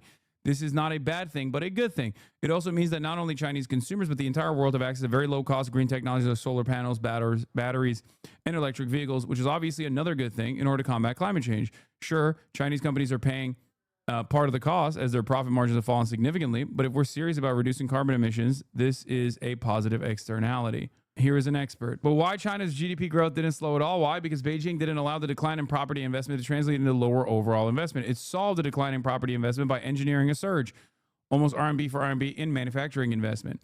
More manufacturing, in other words, was not driven by any perceived increase in Chinese or global demand. It was wholly a reaction to the decline in property investments combined with a political determination to continue meeting excessively high GDP growth targets. The consequence was perhaps predictable. The creation of excess capacity in the property sector now shifted to the creation of excess capacity in the manufacturing sector, and especially in politically preferred sectors like solar panels, EVs, and batteries. This also is part of the reason why America is actively trying to undermine any sort of EV surge or renewable energy surge, because for two reasons. One, because this obviously still very much benefits the profit margins of the oil and gas industry, which America is leaning heavily into. They're like, fuck it, we're not doing renewable energies at all. And it's because they don't want to even give a crumb of global market share to China. But ironically enough, China is still pumping EVs and batteries and and all of these other like renewable energy sector technologies to every other country in the every other country surrounding the United States of America. And what's really interesting about this is that it's causing America to be left behind. We are actively refusing to move into this new growth sector, which for many decades was a major area that required investment, as many renewable energy loyalists would tell you. We just chose to avoid that side, and now we're in a situation where we're being left behind. Like, even if you weren't going to allow Chinese goods to flow into the country on this side because you're worried that it benefits the Chinese economy, you could have at least like invested in R&D. You could have tried to poach scientists. You could have tried to focus on building a robust renewable energy infrastructure, a manufacturing and manufacturing facilities all around the country for this new sector, this growth sector, as opposed to this finite good that is fossil fuels. This is an issue that far predates Donald Trump, mind you. That's why I say Donald Trump is an accelerant and not necessarily the major factor here of China's global dominance on these important renewable energy sectors. And it's a larger issue. it's a far more consequential, far larger issue than one president. Okay? No matter how impactful or divisive he may seem. This is an issue of capitalism. As you might remember, to remedy this, in late 2020, the CCP introduced the so-called 3 red lines, which essentially limited how much debt developers could take on. This was terrible news for heavily indebted developers like Evergrande, and triggered a dramatic slowdown in China's property market. Now, usually you'd expect this sort of slowdown to lead to a decrease in overall GDP. After all, a property crisis would usually mean a reduction in investment, as developers pare back construction, and potentially a decrease in consumption, as homeowners cautiously pare back their spending in reaction to declines in property prices. However, this didn't really happen. Instead, as this very helpful graph by Brad Setzer at the Council on Foreign Relations neatly illustrates, investment was essentially redirected from property into manufacturing and infrastructure. This was largely a consequence of the CCP's practice of setting GDP targets for provincial governments. For context, unlike the rest of the world, where GDP growth is measured as an output of statistical authorities at the end of the year, in China, the central government sets GDP targets for provincial governments at the beginning of the year. In other words, GDP isn't just an output, but also an input. Under pressure to hit their GDP targets, local governments essentially just redirected their investment spending from property into other industries, especially politically favourable ones identified as new productive forces by the CCP. Yeah, but this right here is basically, this is what I tried to describe as like using capitalism as a sleeve, right? Using the incentive structure, using the positive incentivization structure that exists within like controlling flows of capital in a centralized economy. China is able to redirect its entire economy to go towards new growth sectors that they think are important to invest into under different circumstances, like in the way that we imagine like the gray Soviet era USSR level of control. This would be done at the barrel of a gun. You know what I mean? This would be like, this is what we're doing. Going forward, you're building Ladas. Okay. It's Lada time. And then people are like, no, but I don't want to build a Lada. I want to, you know, keep building homes or something. You know what I mean? And you're like, no, you're building a Lada. Shut the fuck up. And instead of doing that, they're just basically controlling the money. They're using the positive incentive that exists. People will say they're choosing winners and losers in this regard, but if everyone is on board, and if everyone understands that this is just how they move their economy, then you know you just have to look at the overall well-being of the citizens instead as a better metric for success. Are their material conditions improving? And the answer is yes. For a while, this strategy seemed to be working. While there was indeed a mismatch between consumption and production, Chinese producers were able to bridge the gap with exports. In other words, selling their surplus to foreign consumers. This helped boost GDP growth and allowed China to establish market dominance in high-tech industries like EVs. Even when Trump's tariffs kicked in, which obviously made it harder for Chinese producers to sell to the US, exports held up impressively well, with Chinese exporters redirecting their surplus to Europe and other markets in Southeast Asia and Latin America. You can see this if you break down China's most recent export data by region. While exports to the US have indeed fallen compared to 2024, exports to the rest of the world have held steady or increased. However, this strategy always felt somewhat unsustainable. Other countries were neither economically able nor politically willing to absorb China's surplus forever. And even though exports were holding up relatively well, China was still clearly producing too much, as evidenced by the brutal price wars we saw in industries like solar panels and EVs recently. Price wars aren't necessarily bad, but in China they contributed to the pre-existing deflation crisis, and encouraged affected companies, and the local government supporting them, to take out unsustainable amounts of debt in an attempt to survive the price wars. This is a big reason why China's total debt now stands at over 300% of GDP, up from about 200% only a decade ago. Anyway, it now looks like this strategy is indeed running out of road.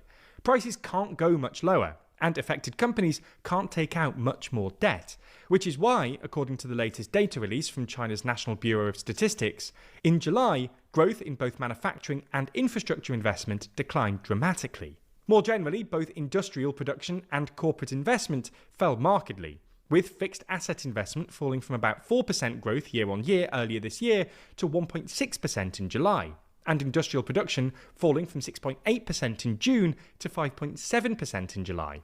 This is in part because domestic demand has weakened further, with year-on-year growth in retail sales falling to a 6-month low of 3.7%, presumably at least in part because consumers are responding to deflation by paring back their spending.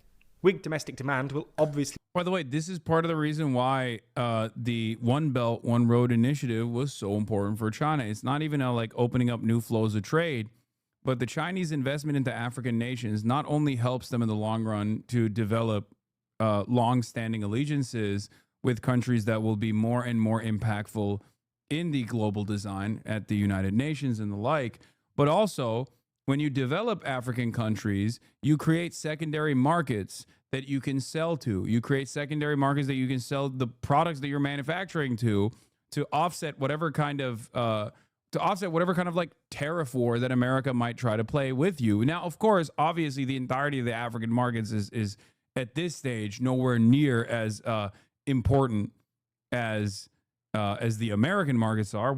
If China is the manufacturing engine of the entire planet, America is the consumption engine of the entire planet. It's the richest nation. It's the one that buys all the treats, right? That is the design.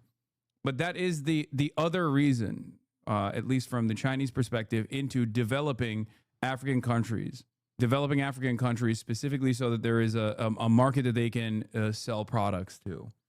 Again, trade maxing. Make things even harder for China's embattled producers because, well, weak demand makes it harder to sell stuff. Weak demand also seems to have restarted China's property crisis, with home prices in urban areas, which seem to have stabilized somewhat in late 2024, resuming their declines in the past couple of months. All in all, this is yet more evidence that China needs to boost consumption as a share of GDP. Excessive investment, whether it's in property or manufacturing, seems to be ultimately unsustainable if it's not matched by domestic demand.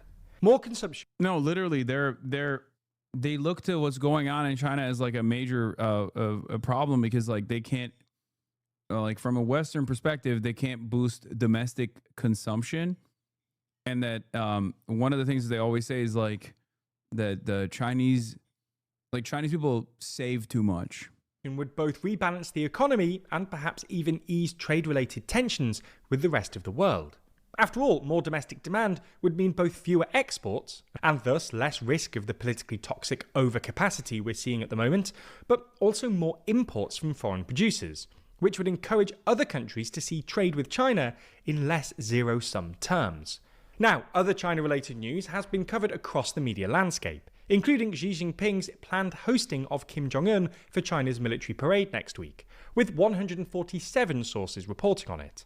Taking a closer look, you can see that 20 of these sources come from the right and 40 of them come from the left. It's clear that there are some differences between each side of the political spectrum, with right-leaning outlets focusing on...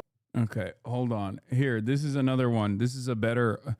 Money and macro, China's increasingly bizarre economy. This seeks to understand. The Chinese economy seemed unstoppable. Now people are spending less. The all-important housing sector is in a downturn. A China, then, that is booming, according to its latest economic figures. Okay, it's official. China's economy is getting weirder and weirder. On the one hand, it is showing all the signs of a Japan-style slowdown. It is plagued by deflation, youth unemployment remains stubbornly high, and the government is introducing more and more stimulus measures. This part is true. I would say that this is perhaps the biggest problem with... If the only metric that a government is supposed to care about is the well-being of its citizens and the welfare of its citizens, the only area where... I mean, there's a couple areas where China is falling short. Obviously, I think developing the healthcare infrastructure is another area where they're falling short. But youth unemployment is definitely, as far as I've seen, youth unemployment is definitely a major issue. To try to get people to spend more. And yet, at the same time, China's economy seems to be experiencing a second economic miracle of some sorts. Last year, it was again the second fastest growing major economy in the world, and in just a few years' time, it has come to dominate advanced industries such as petroleum cars, electric vehicles, clean tech, and even AI. So, what's really going on with China's economy? Is it failing? Is it booming? Or is it somewhere in between? In a normal economy, these two stories cannot be true at the same time. After all, if consumers are not spending, then firms have no revenue, and thus they cannot be investing and producing on such a large scale. But if there's one thing that my years of studying economies around the world has shown me, China is no normal economy. So, if we cannot use normal economics to understand what's going on with China, then what the heck is going on with China's economy? To find out, I started with the most obvious potential explanation. China is lying about their GDP numbers. Yes, it may sound strange that this is the most obvious explanation, but as I covered 2 years ago, there are serious signs that Chinese provinces overstate their GDP growth every year to hit their growth targets. However, today, according to recent research by US Federal Reserve researchers, China appears to be honest about their GDP numbers. These researchers use all sorts of alternative metrics such as retail sales and industrial production indices and conclude that no, there are no red flags right now when it comes to China's impressive GDP growth numbers. So that left me no choice. To find out what's actually going on in China, I had to dive into both the crises and boom stories in much more detail. My starting point was the crisis story that I talked about a lot on this channel previously. This story is about China's Japanification. Now, the core of the Japanification story was essentially that China's economy would surely follow the path of Japan, which stagnated after a gigantic property bubble burst in the early 1990s. That is, just like Japan did in the 1960s and 70s, China went through extraordinary economic growth in the 1990s and early 2000s because it used banks to invest in the country on a colossal scale. This allowed Japan and later China to rapidly catch up to the West by building infrastructure, houses, factories, and a world-class education system. To obtain foreign know-how and currency, both Japan and China used various measures to keep both wages and their currencies low. This allowed both countries to quickly become manufacturing powerhouses. And this is often considered a crucial first step in a country's economic development because manufacturing is special. It allows a country to sustainably earn enough foreign currency to pay for crucial imports that keep the economy running, crucial imports like, for example, oil. However, according to economists like Peking University professor Michael Pettis, such investment-heavy economic miracles can only get a country so far. After all, at some point, there are enough bridges, roads, houses, and factories. At this point, almost all economists, including, I have to say, those of the Chinese Communist Party, recognize that a developing economy needs to switch to a consumption-based model where wage and currency suppression are abandoned to allow people to have more disposable income. This could lead to a more balanced economy where all sorts of businesses emerge in response to the needs of the people. These types of businesses are often service sector businesses, such as, for example, theme parks and cafes. Developing a thriving service sector is really important for any modern economy because the service sector can employ way more people than advanced manufacturing does. So essentially, the idea is that any economy starts out agrarian, then rapidly industrializes, and then finishes its development by developing a thriving service sector, which employs most people. For example, in the UK, a whopping 95% of workers work in the service sector, even though it only accounts for about 78% of its economy. Now, to achieve these transformations rapidly, a government tends to give certain privileges, like tax exemptions or subsidies, to the sector that it wants to develop next. However, this also means that for the next stage of the economic transition, privileges need to be taken away from the previously dominant sector. This is why transformations between development stages are easier said than done. Often the owners of the preferred last sector have a lot of political capital now, meaning that they resist the transition. For example, Argentinian farmer oligarchs have long resisted the transition to industrialize. Similarly, now China's powerful industrialists, whom many of are high-ranking members of the Chinese Communist Party, are resisting the transition to a consumption-based economy because it would reduce their relative power. But what if there is a simpler option? One that can just make everyone richer. One that will allow people to spend more and to keep the economy growing without taking wealth away from government and manufacturing elites that have profited from the previous investment-led growth model. Believe it or not, but in macroeconomics, that option actually exists, and it is called blowing a housing bubble. Here's how you can get one started. The first step is to get rid of conservative regulations that prevent the housing market from taking off. Second, you make it easier and easier for banks to supply mortgages to households. And then it's easy. Just sit back and relax as the following positive feedback loop starts making everybody in your nation feel rich. As more and more households borrow from the banks to speculate on the housing market, house prices will inevitably be pushed up. This will make homeowners feel richer, encouraging them to borrow and speculate even more. Of course, banks will be happy to help them out, as they have lent against the collateral of these houses. So if one borrower was not trustworthy, the bank can just take the house. After all, it only keeps going up in value.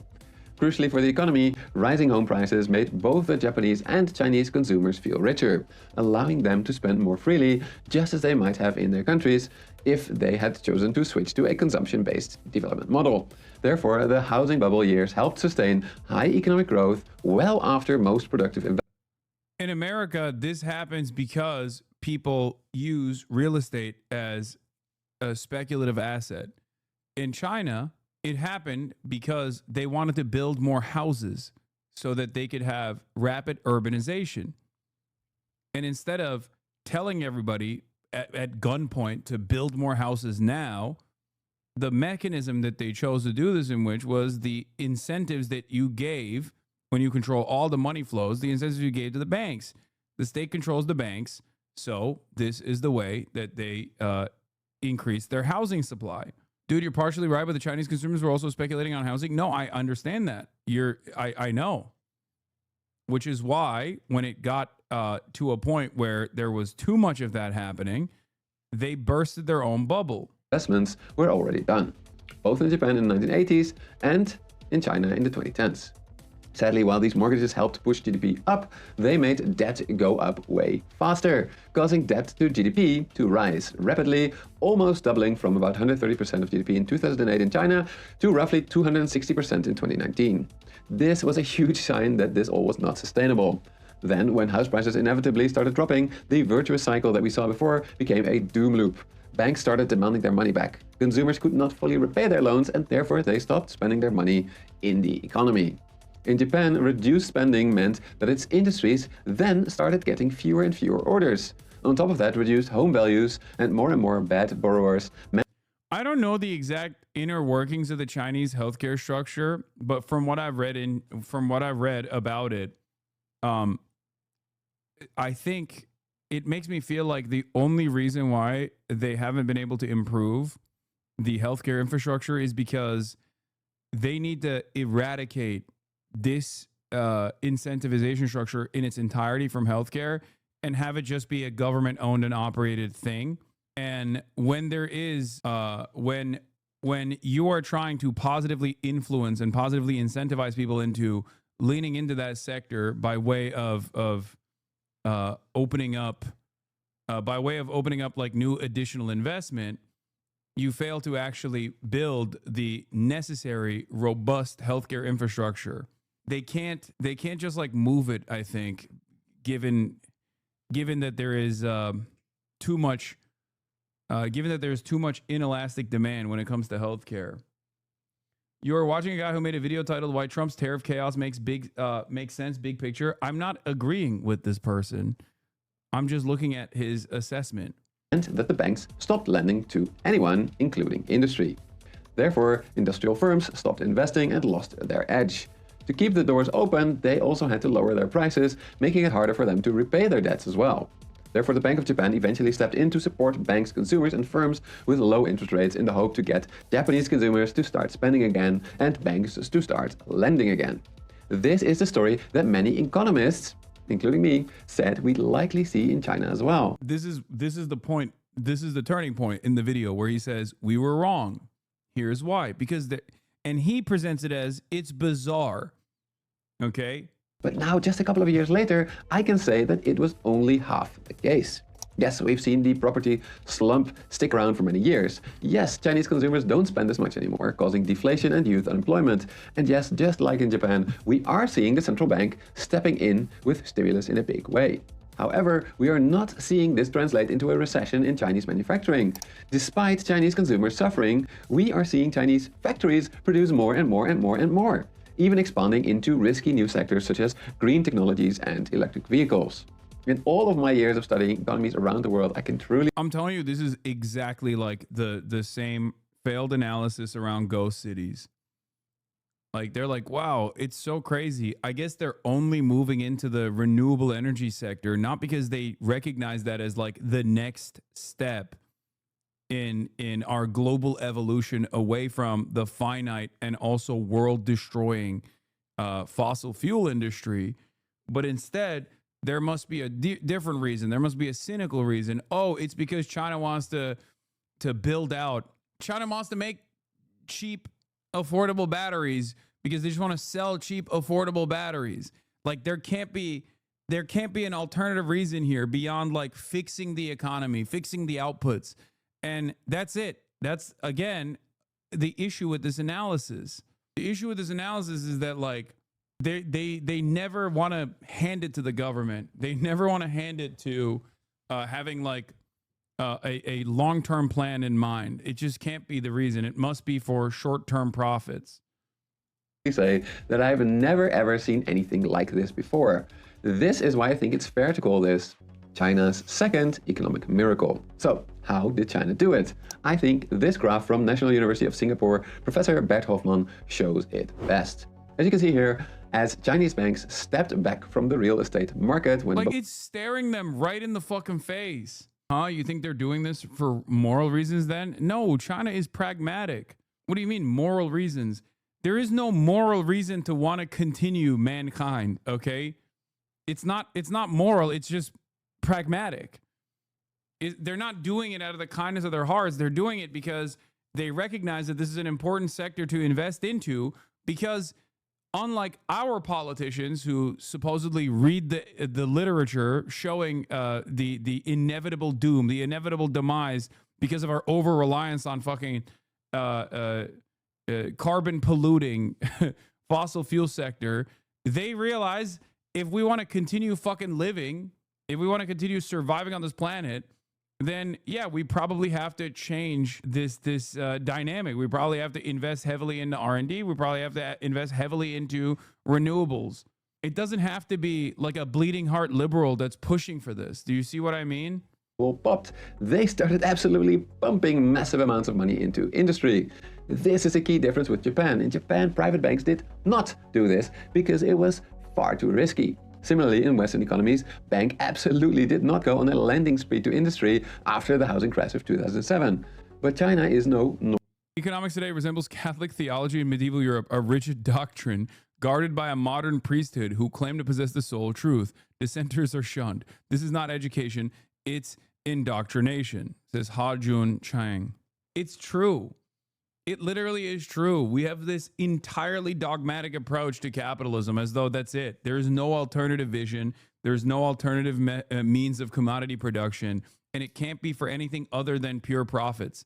And that's part of the shortcomings in all of the China analysis, is that all of our most well-read thinkers have been indoctrinated into this way of thinking. So the most intelligent guy that you have met will still be short-sighted and will often get things wrong when it comes to analyzing what's going on in fucking China. This is, I'm not the most intelligent person. I'm not the best at analyzing what the fuck's going on in the global economy. But the only difference, in the simplest terms, the only difference I have between looking at China with like the way I analyze China's actions versus the way that like the average Western liberal thinker analyzes China is that I take what they're saying at face value.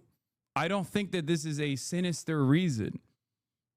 Like when they say, here's our 15-year program, okay, when they reveal that, I don't look at that and go, there's a cynical reason why they're moving in this direction. It must be because they want to fix their outputs or something. It's like, Like that might be part of the process, but clearly they've done the exact opposite of what Elon Musk has done. Okay. Elon Musk every fucking quarter will just lie his ass off. Okay. And after the 11th time where he is just like overpromised and underdelivered, you got to go, maybe he's not being honest this time. Okay. Whereas with China, it's the reversal. They literally will routinely fulfill their economic targets like with regular frequency. They do it all the time. So at a certain point, you have to think, okay, maybe they're not lying. Maybe this is like genuinely what they're invested in. Normal economy because its state is so much more powerful than in Japan or in the West. So after the housing bubble burst, the government essentially stepped in and ordered its state-owned banks to pivot hard and turn on the lending taps to industries that it considered essential for its further economic development. Of course, Chinese consumers are still in trouble, so factories could not sell all of this new stuff at home, meaning that we are seeing deflation in China. However, with so much state support, Chinese manufacturers now had a significant edge over foreign firms, meaning that China's export growth absolutely exploded. So why is China's economy still growing so fast? Why is its industry taking over the world even though Chinese consumers are suffering? It's quite simple. It is an unprecedented lending boom from Chinese banks that are following the orders of the Chinese government in all likelihood. So if the previous unprecedented lending boom was in the real estate sector, and that caused what you know as ghost cities, which are no longer even ghost cities, but just like cities where people fucking live in, then what makes you think this time the manufacturing boom and the unprecedented lending that's going into the manufacturing boom is not also done so that they can achieve market dominance and significantly boost the renewable sector all around the globe? Why is it that it's also being done for some sinister purpose? What happens if the central economy guesses wrong where investments should occur? It's a good question. I assume they're cooked, but ultimately, if you have a dynamic form of governance that is willing to take the initiative and then quickly recognize when they're failing and immediately move away from that, you know, when they're too heavy-handed, then, you know, you arrive at what's going on in China. Whereas I think in a non-centrally planned economy, those kinds of issues take place with boom bust cycles with regular frequency, and there is no protection for people. 2008 is a great example of this. When the housing bubble burst, and it wasn't even like designed in a way to boost the housing supply, but instead was designed in a way to, you know, turn more profits, and every part of that was entirely corrupt. In order to fix that situation, you end up giving golden parachutes to banks and CEOs, and a fuck ton of people actually lose both their life savings and also they lose their shelter. Conclusion. Both stories about China's economy are correct. China is not faking its economic numbers. Its consumers and property market are actually struggling, similarly to how it happened in Japan in the 1990s. However, unlike Japan, China's industries are thriving thanks to massive support by the state. On the one hand, this is truly impressive. On the other hand, it is a really risky bet for two reasons. The first is that Chinese economic growth is now even more dependent on foreigners wanting more and more Chinese products. The US is already closing off its markets. Yes, so far China has managed to actually reroute its exports to other markets. But it is increasingly facing a backlash all over the world as countries like Brazil, Indonesia and India are fearing the demise of their own industries who cannot compete with heavily subsidized Chinese firms. The second reason China's new economic model is not sustainable is that China's debt to GDP ratio is once again rapidly rising. This cannot continue indefinitely. When taking into account household, corporate and government debt, China is now even more indebted than the United States. That being said though, China's total private sector and government debt is still quite a bit lower than that of Japan. So me saying that this is not sustainable does not mean that China's economy will collapse in the coming 5 years. How far they can take this new model, I do not know. But I do think that this was the wrong choice. As I argued in my previous video, for more stable economic growth, China should switch to a consumption-based economic model. And that's not just me saying that. The Chinese Communist Party itself essentially agrees with me, at least. That's what they write. It's not what they do, but it's what they write. They are saying, look, we need to prioritize high quality growth. That is growth that does not increase debt to GDP. But whether or not they can do it, I don't know. Especially not given that their working age population is now projected to start declining rapidly in the coming decades. So yeah, what do you think? Let me know in the comments below. And if you want to know, I think they have to intentionally mischaracterize what China does because they didn't. Because if they didn't, that means they would have to hand it to socialism, which exactly is the opposite of message that they want to send right now. I am not anti-China, but I get very wary when people put moral language on their actions. If you look at what they do in Myanmar, for example, you will see a cold reality of how the state operates. But I'm not saying they're evil. I think they're pragmatic for sure, and the citizens benefit from that. Yes, I will never say that China is a force for good and are operating. No state operates from the kindness of their heart. That's just not how it is. That's just not how things go. China, on the other hand, obviously puts the material conditions improving for their working class above all else. Anyway, but I think more and more, you'll probably start seeing more and more like China hawks, or at least like China watchers in general in the West, take a different approach to this issue, because if they continue to operate on these like arrogant confines, they're just going to keep finding themselves making wrong predictions. And maybe 20 years ago, making the wrong prediction about China's inevitable demise was not so consequential because America was still obviously the superpower, right?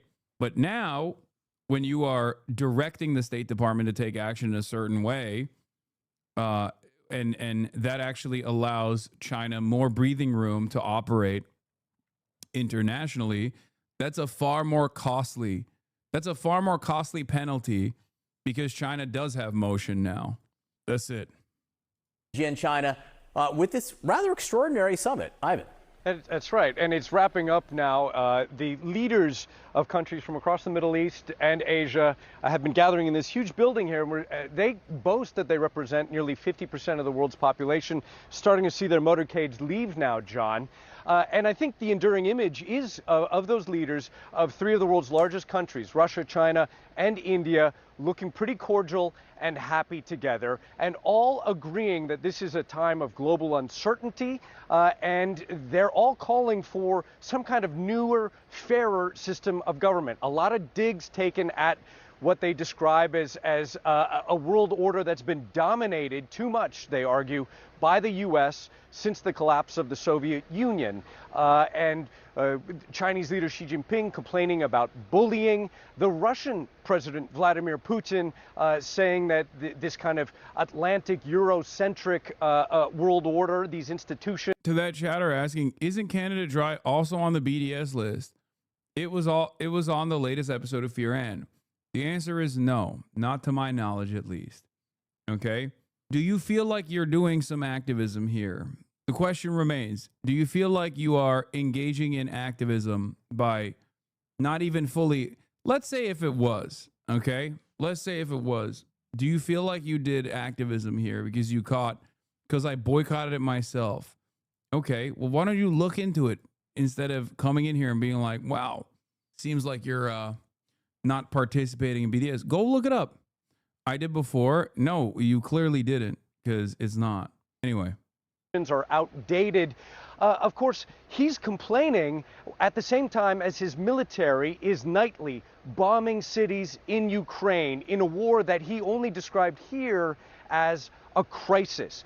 It is notable that the Prime Minister of India was here. He skipped last year's Shanghai Cooperation Organization summit, in part, I think, because of the fact that India and China's relations have been pretty bad. About 5 years ago, soldiers from India and China were beating each other to death in skirmishes in a disputed. Like, even the skirmish stuff that they talk about, like the border skirmishes, is so funny because, like, I've said this a lot before.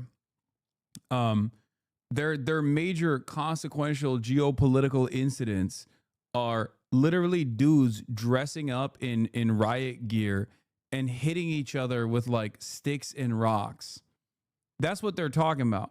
Whereas when there's any sort of serious military skirmish between like a Western superpower and another country, that's never handled with fucking sticks and rocks. This isn't to say that there isn't like instability there, but it's just like it's always funny to like really hype up how dangerous and how unstable and how volatile this situation is. When, you know, we're talking about America that just like used fucking bombers and blew up a bunch of like Iranian nuclear sites only a couple months ago because they were fucking bored and because it would make Israel shut the fuck up a little bit. All while, you know, Israel has obviously reduced Gaza to rubble. It just looks kind of silly. I don't know. From where I'm standing, I look at this and I'm like, this is fucking silly. That, or when they talk about like the Filipino boats, like the boats coming out of the Philippines getting sprayed with like a water cannon by like the Chinese Navy. And they'll be like, this is the most dangerous skirmish of all time. It's really heating up. And it's like, there is certainly instability there. Obviously, China wants to bring Philippines into a joint security partnership. And that's like the last holdout in the region for some reason. Who knows? But like, that's nothing in comparison to America's dominance around the planet. Border region in the Himalayas. He's clearly here mending fences and still stinging from the fact that the Trump administration just days ago imposed 50% tariffs on India, much higher than on India's arch rival Pakistan. And that's seen by many Indian experts as stabbing India in the back and a U-turn on decades of growing U.S.-Indian relations. Watch this place closely, because in a couple days' time, China will go from flexing its diplomatic muscles to flexing military muscles with a huge parade, military parade in Beijing. It will be attended by none other. Am I crazy and feeling this is embarrassing for China? They had the opportunity to meaningfully intervene in Gaza/Sudan if they wanted to stand on business, but instead they're siding with Putin to maintain le bubu quo. Yeah, I mean, that's just how they operate. That's it. That's always how they operate. I understand. I myself am frustrated. They could do far more in terms of like applying pressure to Israel. But obviously, once again, Chinese intervention in this regard or my demands for Chinese intervention in this regard, when they've shown to be far too pragmatic and far too disinterested in interfering in whatever Western events are unfolding that are incredibly bloody and incredibly deadly, it is rather rather silly of me, an American citizen, to demand that the Chinese government do something when, you know, Israel would not be able to flip one stone in the Gaza Strip without American go-ahead. Then Vladimir Putin and also the leaders of North Korea and Iran. John. Yeah. High symbolism there. Ivan Watson, great to have you. Thank you very much. Bianna? All right, joining me now is CNN senior affairs analyst Kim Dozier. If there's anyone who loves a military parade, Kim, we know it's Vladimir Putin. He's conducted one every year. Bro, I've never seen this community describe Arab countries as pragmatic for their inaction during the genocide and beyond it. Isn't it Orientalist to keep calling China pragmatic? I mean, yeah, we fucking say that the Arab nations are betrayers of their own regional goals, their own interests and sovereignty, and demands being made by their own populations to intervene to save the lives of Palestinians. Arab countries are also vassal states, beholden to U.S. interest in the region. China is a sovereign nation. In Moscow, and now he's going to be there with Xi Jinping on Wednesday to watch China's. To pick up on what Ivan said about Putin's statements, here's what he said today at the summit and how he described the SCO, the Shanghai Cooperation Organization. He said it's a system that could replace the outdated Europe Central and Euro-Atlantic models and would take into account the interests of a maximum number of countries and would be truly balanced. Putin has long been pushing for a multipolar world order, one that is less focused on U.S. and a unipolar world dominated by the U.S. being the global superpower. Is he getting that wish come true now? Well, what we're seeing is this formation of this Eurasian bloc that is strengthening its ties economically, militarily, diplomatically, and China is in the lead. You know, China wants to conquer the world through trade, through markets, vice through force, and replace the U.S. as the leading global power. And it's taking advantage of this moment when Trump has alienated people, so many nations, including India, which was becoming an ally, whereas in the previous White House administration, the Biden administration had used market forces and joining together to try to discipline China and Russia. In this case, however, we see that sort of method being thrown out the window, and now these tariffs producing a fusion of nations that haven't always had the West. China does want to trade, Max, but take over the world? No, not yet. I'm sure that China wouldn't hate having the same level of influence and prominence around the globe that America has eventually, but they're in a wait and see, don't rock the boat attitude for the time being, because they don't have 800 military bases, or at least like even the interest in maintaining the status quo with 800 military bases in the same way that America is. Not every hegemonic power is going to look the same and operate in the same way. Best interest at heart, especially as we see with the war of aggression in Ukraine. Yeah, and Modi making his first trip to China in some 7 years, coming after the U.S. slapped an additional 50% tariff on India for purchasing Russian oil and gas. And yet we saw those striking images of Modi not only sitting in Putin's motorcade for an hour for a meeting prior to walking in and meeting with other world leaders, but they walked in hand. The two countries have long had a close history. I just don't get why China arms every party in Burma for pragmatic reasons, but doesn't in this conflict. They don't even aid Iran that much. That's because Iran doesn't want the aid. But that's changing as well. That's the only reason. I think if Iran welcomed Chinese intervention, then China would gladly fucking boost Iran as much as possible. And it's not because Iran is too prideful. Iran just wants to. Iran has always placed a lot of emphasis in maintaining sovereignty no matter what. Dating back to the Cold War in the Soviet Union era. But do you envision this being an opportunity not only for Modi to get closer with Xi Jinping, but also with Vladimir Putin? These sanctions appear, at least optically, to only be bringing these two closer. They not only buy Russian oil and gas, we should note they also buy arms from Russia. Yeah, Russia and India have always historically had close ties because Russia has time and time again helped India out militarily. Much of India's military manufacturing systems are based on Russian models and need to be resupplied by Russia. But what you also have is this new pressing together of the two sides because while India had been taking advantage, yes, of cheap Russian crude, India sells that Russian crude onwards to the European Union, which has doubled the amount that it buys from India. So inside India, you see this fury over what they see as a double standard. The EU escapes U.S. tariffs over secondhand purchase of Russian oil. China isn't facing tariffs over. I mean, it's not what they see as a double standard. It is a double standard. Like And that double standard was just the way of the land for a very long time, because whatever America designed, whatever America said whatever America said was whatever was going to happen. It's not like that double standard is in every aspect. That double standard is in every aspect of existence, every aspect of foreign entanglements, foreign conflicts, trade. That's just how it always has been. Nice English, Aussie. I know, dude. Listen, I don't think I'm getting enough sleep. Okay, calm down.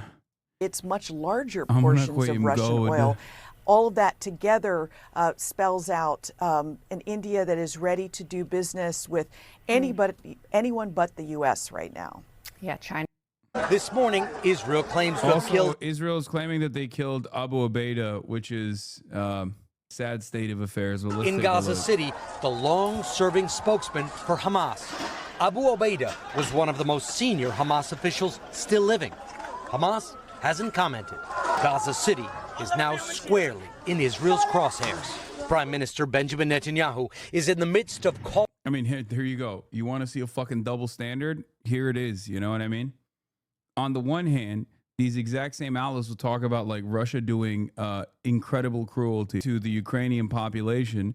On the other hand, they present this as you know, a normal part of the process.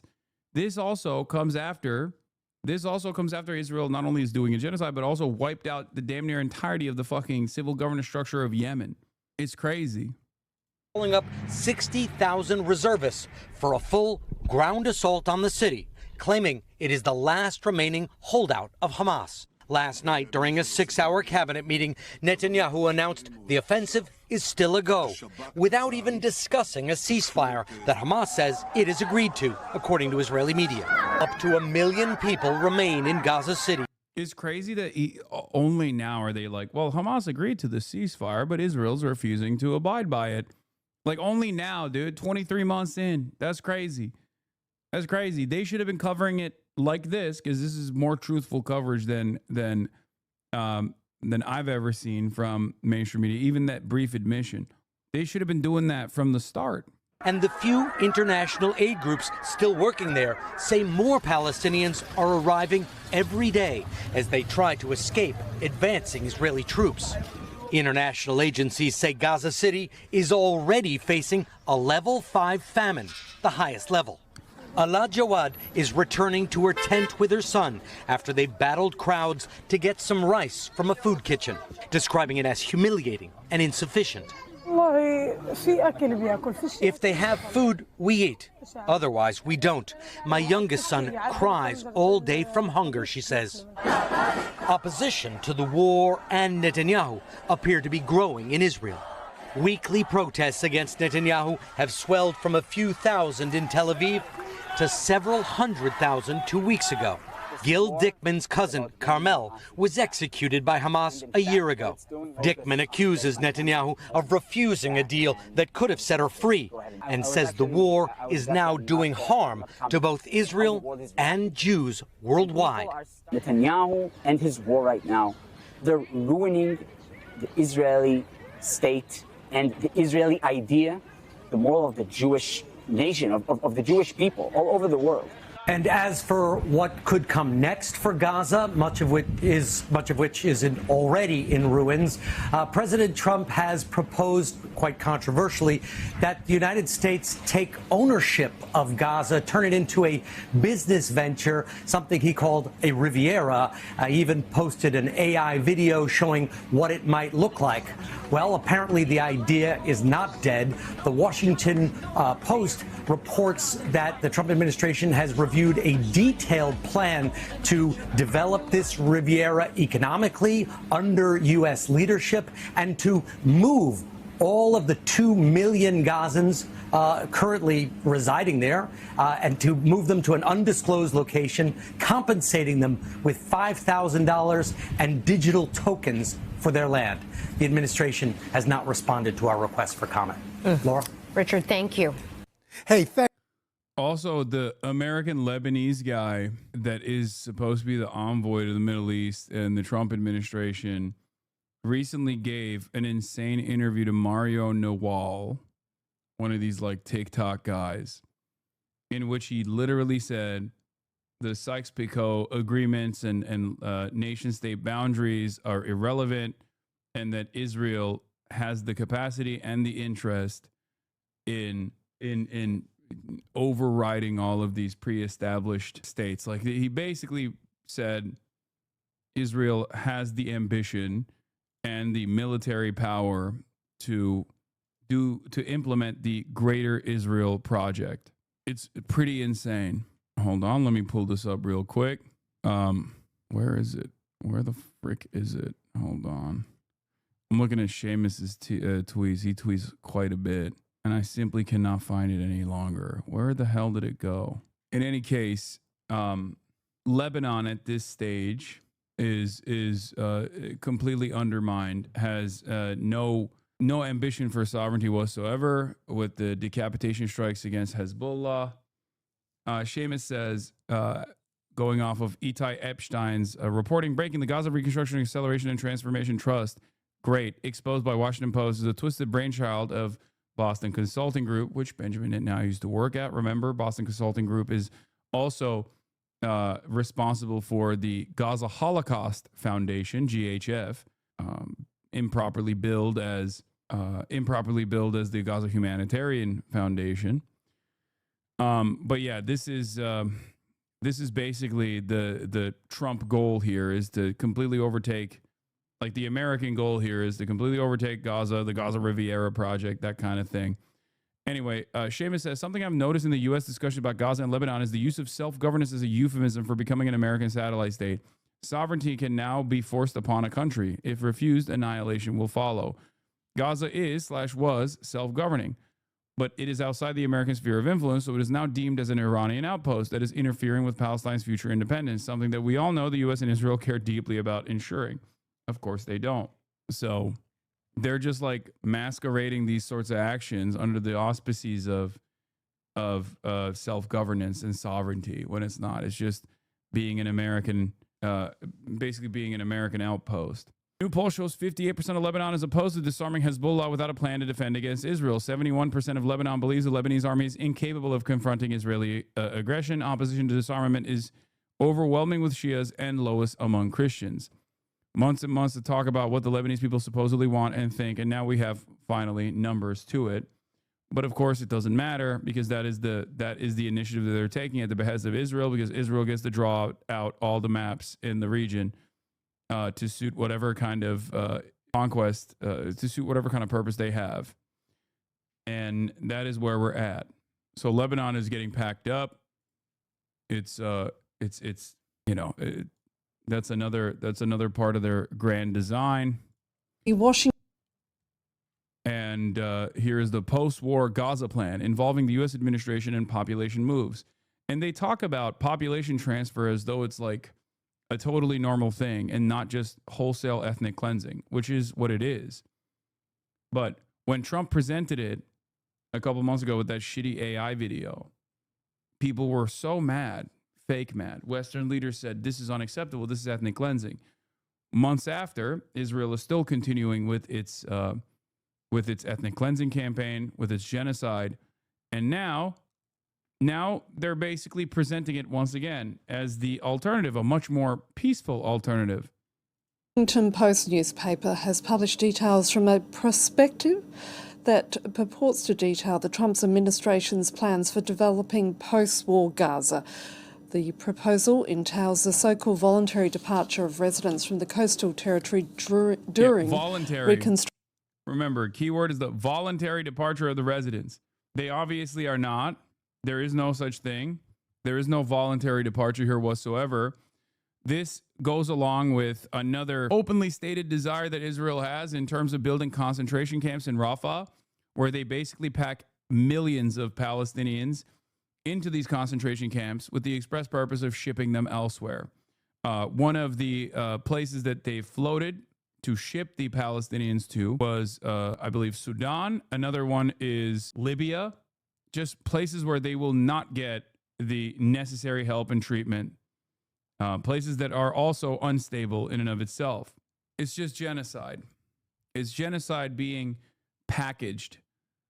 Is genocide being packaged with like I guess Western academic NGO speak, but obviously no one believes this shit. Everyone understands exactly what's going on. It's just that we don't have a way to directly put a stop to it. How do so many people become for this? This is the other thing I wanted to mention. So it's not that people are for this. I think a lot of people are just like completely oblivious to the grand ambition here. Or many people do recognize it, but they don't fully comprehend how violent these actions are. And even those who abhor what is going on, what's taking place, feel powerless in the face of the lack of interest from Western governments to do something to change the trajectory of this genocide and this ethnic cleansing. One thing that I read from Israeli society, however, because if you want to know like how a population is on board with this kind of thing, Let me see if I can find it real quick, because there was this guy, he's a Jewish academic who wrote like this long post about Israeli society and how they see, how they are,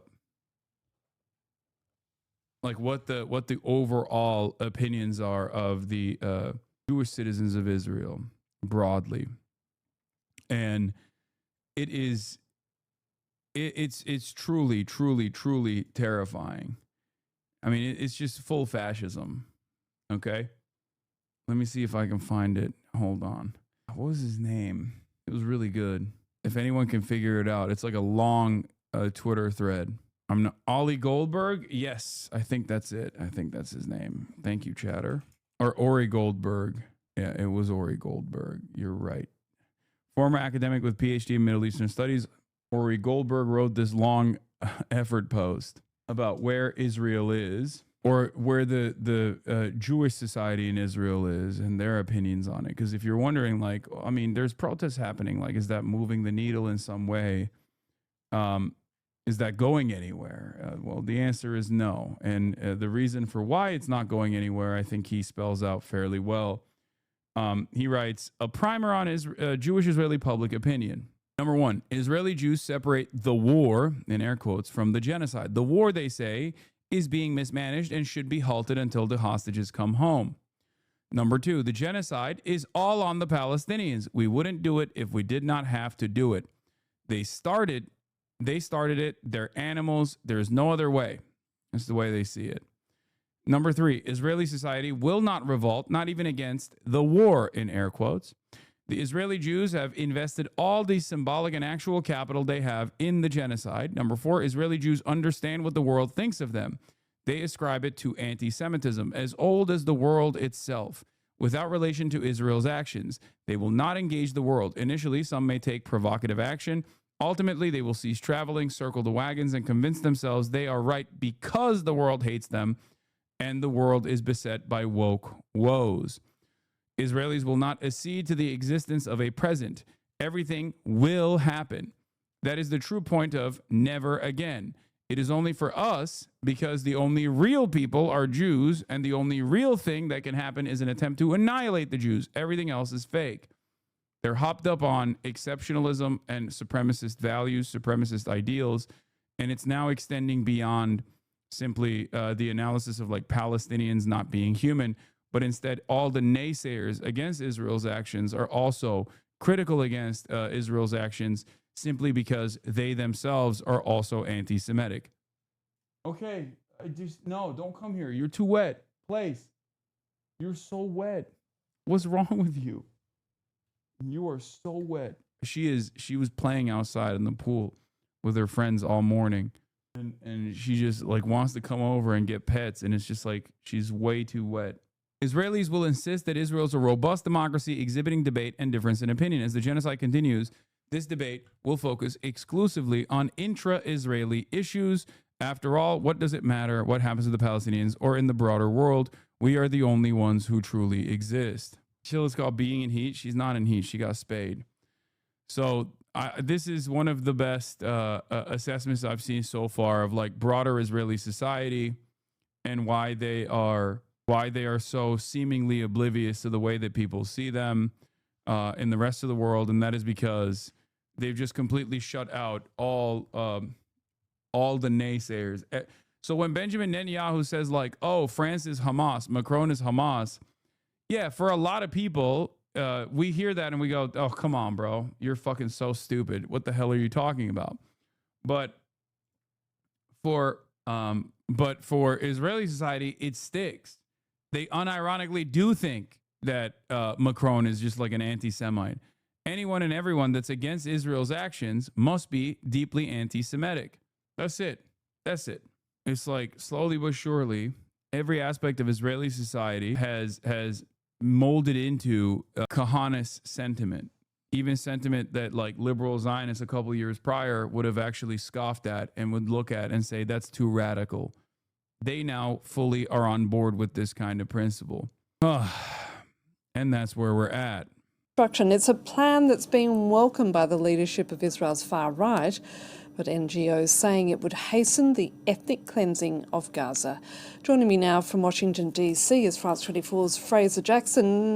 Fraser, what more do we know about this proposal to turn Gaza into the so-called Riviera of the Middle East? Trump shocked the press gathered in the White House back in February when he first uttered that phrase, Riviera of the Middle East, unleashing a wave of backlash, some of which he embraced. But now we have a bit more meat on the bone, thanks to reporting from the Washington Post. Now, the paper says that there are numerous proposals floating around, with one which would see the Gaza Strip turn into a, quote, trusteeship administered by the United States for at least 10 years, while it's transformed into a gleaming tourism resort and high-tech manufacturing and technology hub. Now, the Post has published this 38-page document, which calls itself the Great Trust, standing for Gaza Reconstitution, Economic Acceleration and Transformation Trust. Now, that trust says that it would turn the Strip, quote, from a demolished Iranian proxy to a prosperous Abrahamic ally. Now, Washington Post says that the plan envisions at least a temporary relocation of all of Gaza's more than 2 million people, either through what it calls voluntary departures to another country or into restricted, secured zones inside the enclave during that reconstruction. Now, under this plan that is being floated, Palestinian landowners will be offered a digital token by the trust in exchange for the rights to redevelop their land. Now, that token would... I can't believe a couple months ago when we actually covered how fucking insane and stupid this was, it just seemed like a far-fetched idea, and now it's turning into this like crypto rug pull based government policy. Whenever Hassan tells Kaya place, I imagine myself as her. That's crazy. And she's not listening to me any longer. She's no longer a good lady. She's become a bad lady. Either be used to set the landowner up for a life elsewhere, or the token could then be redeemed for an apartment within one of half a dozen AI-powered smart cities that the trust wants to build in the Gaza Strip. Each Palestinian who leaves will be given $5,000 cash, as well as money to cover 4 years of rent payments and a year of food. But how that system would work isn't immediately clear. Now, it should be said that the White House and State Departments haven't commented on the proposals, and it's unknown if this is the plan that Trump is indeed. Yeah, Hitler announced a temporary relocation of Jews, but like modernized, where it's like they're just doing hollow tokens. You know what I mean? It's crazy. It's just straight up like the modern dystopian version of the Holocaust. It's insane. What do you mean? What if they say no? They get killed, chatter. There is no saying no. What you literally are pointing a gun at them and going, here, take this fucking fake crypto token. And if you don't fuck off, then, you know, you have the other option here. We will kill you. Pondering, but we have heard numerous plans like this over the last few months to pay Palestinians to leave Gaza and resettle them in other places like Libya, as well as Ethiopia and Indonesia. Israel has been in talks with those countries, and the head of Israel's spy agency Mossad came to DC in July to seek US help to convince countries to take hundreds of thousands of Palestinians. Now, the Israeli government says that a relocation like this will be voluntary, but it is, of course, hugely controversial, and many analysts are labeling it as a war crime. And of course, this is all coming as the Trump administration has cancelled the visas of all Palestinians just days before the UN General Assembly. Yeah, this reporting coming from the New York Times this time. They are saying that US officials have increased restrictions on Palestinian passport holders, effectively suspending approvals of a whole host of US visas to the diaspora. Now, the new measures that we are being made aware of in this reporting were told to US embassies in a cable on August 18th, and they will effectively impact the ability for Palestinian passport holders to travel for medical treatment, as well as university studies and business trips as well. That adds to the restrictions already in place on visitor visas, and it comes just days after Marco Rubio announced that the US would not issue visas to Palestinian officials who are wanting to attend the UN General Assembly in New York in a few weeks' time. That also includes the leader of the Palestinian Authority, Mahmoud Abbas, along with around 80 others who were planning on traveling. State Department said that Marco Rubio was doing this to hold the Palestinian Authority, quote, accountable for not complying with their commitment statements and for undermining the prospects for peace. Now, it's unclear what prompted this newest push for restrictions from the US government, but it, of course, comes after a wave of close US allies announced plans to recognize Palestinian statehood at that meeting in New York in just a couple of weeks. France, Canada, and the UK all set to become the first G7 nations to do so. Your country is evil, bro. The most evil and dumb. Like, it's just evil and stupid. It's stupid evil. It's cruel for the sake of cruelty alone and nothing else. It just fucking sucks. If certain conditions are met. Fraser Jackson. Well, the world's leading genocide. Yeah, International Association of Genocide Scholars also got together and said Israel's actions in Gaza meet the legal definition of genocide. I believe it was 85% of them that said unconditionally that this is genocide, which is the truth. Associations say Israel is committing a genocide in Gaza. The group passed the resolution on Sunday, joining a chorus of countries, experts and rights groups who say Israel's actions meet the United Nations definition of genocide. Israel's leaders have denied prior allegations of genocide. More than 63,000 people have been killed in Gaza, and famine is now gripping parts of the enclave due to a partial Israeli blockade. DJ dropped the ball so hard by giving Israel the time to complete its genocide. They didn't drop the ball. They're being significantly undermined by America. If you notice, the ICC has also, quote unquote, dropped the ball. They haven't. They're powerless if America says so. And that is what we are seeing.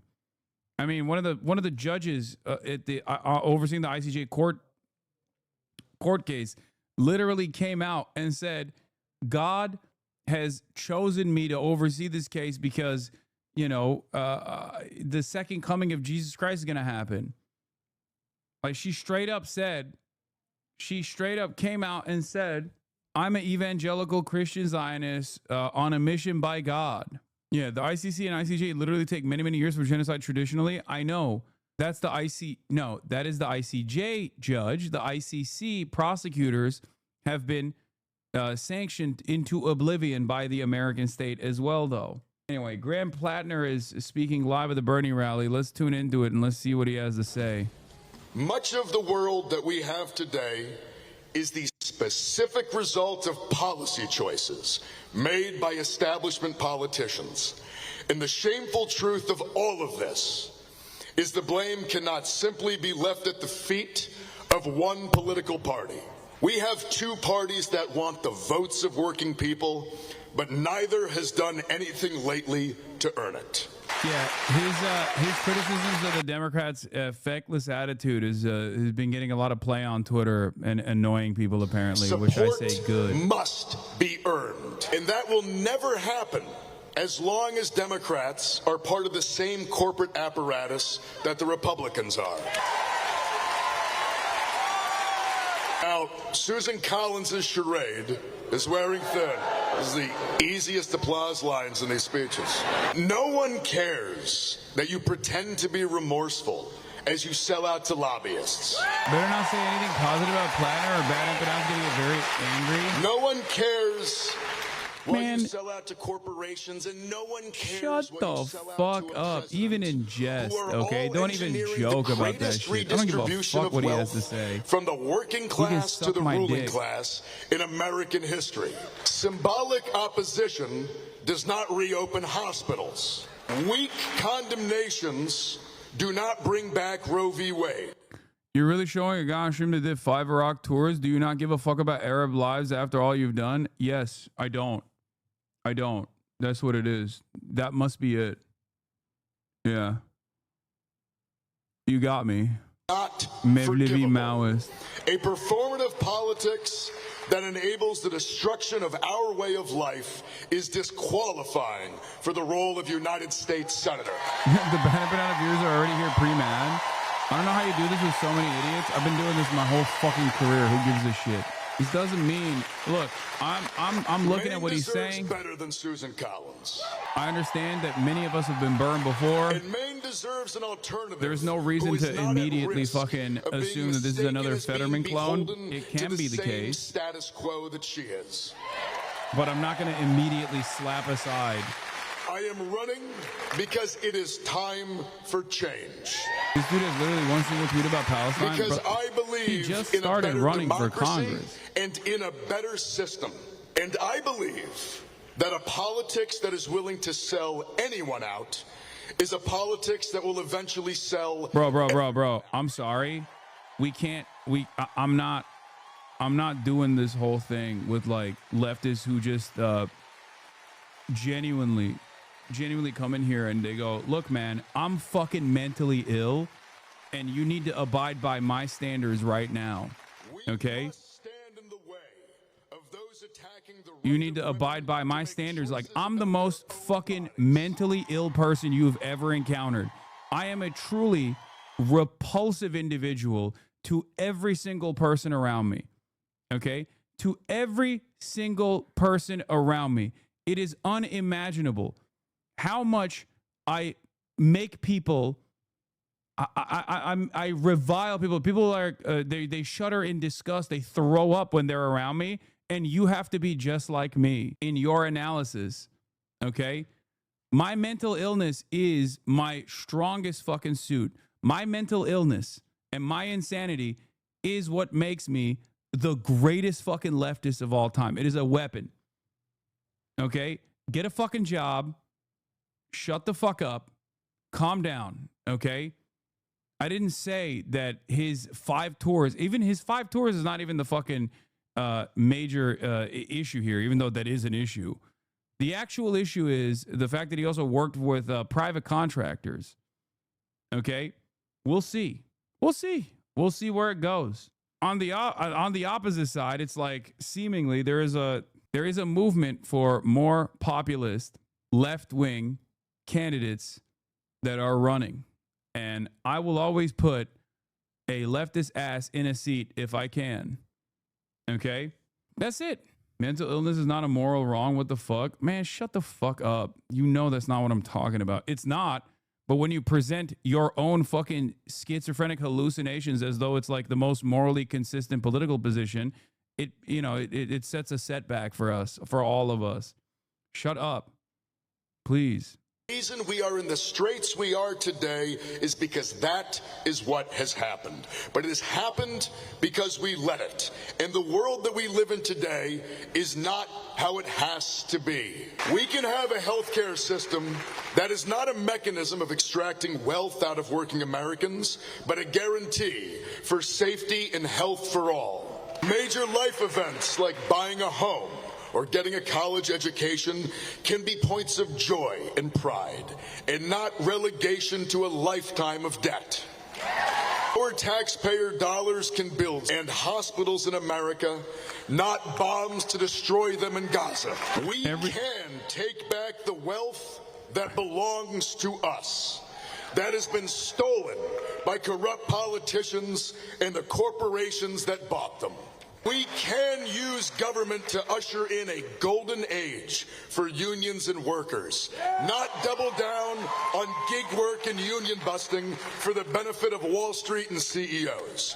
And we can have an economy and a government that works for the 99% and not just for the 1%. Every campaign ass speaks on the genocide. I spoke to him in person. He spoke of it. I talked to the finance director for an hour. We talked about it. They're goated. I met him in person. He spoke on it at an event near where I live. He speaks about how he realizes he was conned, that people were killed because of capitalist demands, and suffers as a disabled veteran as a result. One that looks out for the most vulnerable, for children, that's what and I've for the seen elderly. as well.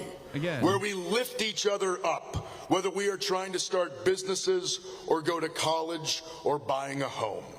Where we empower workers to fight for fair pay and safe conditions, and where we reap the profits of our hard work. To find that path forward, we need only look down on the shoulders of the giants we stand on. The legacy of the labor movement, the legacy of the civil rights movement. Loves killing Iraqis, by the way. Yeah, that's his and platform. These are legacies if you notice, he's running on a platform of wanting to kill more Iraqi children. Have you guys noticed that? That's what he keeps saying over and over again. Dude, you need to shut the fuck up. I always say this. Some of y'all just need to shut the fuck up. You're getting in your own way, okay? a 5-day work week. If you're like for real, no, I'm being sarcastic. I'm making fun of the fucking dipshits in the chat. Ancestors organized for it and fought for it. Regardless of what some might want you to believe, power exists for those who are willing to organize and to take it. And power is for the people. That is what I am asking you to do here today, is to come out and Does it piss me off that everyone is now applauding Gaza genocide talking points after saying you were wrong? Why would that ever piss me off? I don't care about being right. I want others to also see the truth. I will always celebrate people fucking changing their idiotic positions initially. Not even for a brief second do I feel burned or angry or resentful about that shit. I am asking you to show up, to come out, go to events, knock doors, do the hard work, do what is uncomfortable, and that is to connect with your neighbors and help us write a new story that leads us from this troubling chapter of our history. Entryism is not the way. He does entryism. That is a dead end. Why is Graham Plattner running for Senate instead of just sitting around in my Twitch chat talking about how everyone is actually bad and wrong?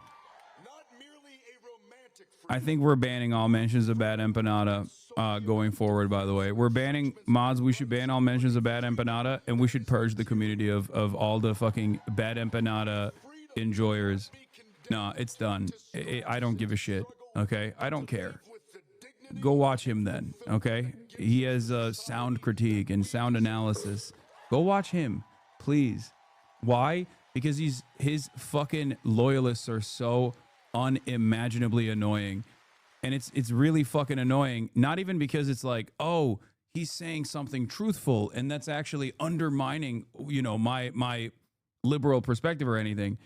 It's annoying because it reminds me of how much of a fucking failure I am and how much of a fucking failure he is, because it shows me that people only listen to whatever like figure that they have parasocially invested themselves into, rather than, you know, going on their own journey of learning and developing their own opinions.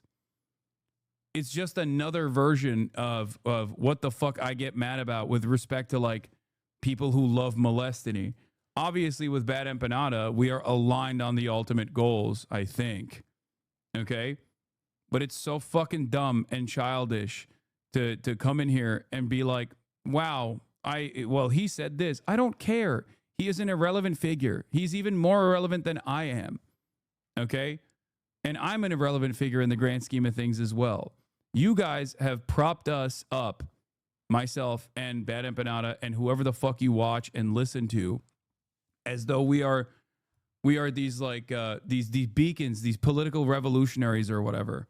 Okay, it's not the case. It's not the case at all. We're cooked. We have no semblance of organizing. We have nothing. We just don't have anything. We don't have anything in this fucking country. The best you can expect from a robust left movement in this country is to marginally improve the working conditions, marginally improve the living conditions of the working class in this nation, while also simultaneously urging American foreign policy to change its trajectory so it gets out of the way. Okay? That's it. And a lot of you guys don't understand that. You think like, I don't know. A lot of you guys just don't necessarily care about electoralism, and that's fine. Okay? I understand why some people would not choose to participate, but if you're not going to participate in it, then don't fucking shit fling from the sidelines. Okay? As long as it doesn't make him entirely wrong, man. There needs to be some kind of reckoning with the fact that someone's actual past is a killer. Okay? There you go. Once again, there are valid concerns to have here, 100%. But if you're shutting yourself off from even analyzing the situation, interpreting it on your own because you listen to an Argentinian dude or you listen to an Australian dude living in Argentina and his assessment of it, and just you're repeating the talking points in here, then you're not engaging in any sort of real critique. Okay? That's number one. Number two, once again, when I look at these sorts of developments, I look at it from the frame of what the broader American, what the broader government and their attitude is on these sorts of issues. This person is above and beyond aligned with, as at least the way he's communicated himself so far. This person is far above and beyond the expectations of like a Pete Buttigieg or whatever the establishment's trying to present, okay, as the best path forward. The way I look at it is like, you could take issue with Zoran, you could take issue with Graham Plattner and their campaigns, but would America be in a better situation overall if it was if we had 100 Graham Plattners as opposed to not having any? And if the answer is yes, you move on with that assessment in mind. Okay? That's it. I'm not demanding you like hug and kiss him. Okay? I'm not demanding you idolize him, but I can't even fucking open up the conversation without a bunch of people chirping at me. It's ridiculous. We're not going to play that game here. Okay? If you think that this implies that I am betraying this revolutionary sentiment or something, then sure, that's it. I make my assessment off of I have a goal in mind, but I make my assessment and moderate my commentary off of like what the broader consciousness looks like, what the broader opinions look like. Okay? And while I'm still uncompromising when it comes to electoralism, when it comes to propping up candidates, there are always going to be candidates that are far better than the average Democratic politician.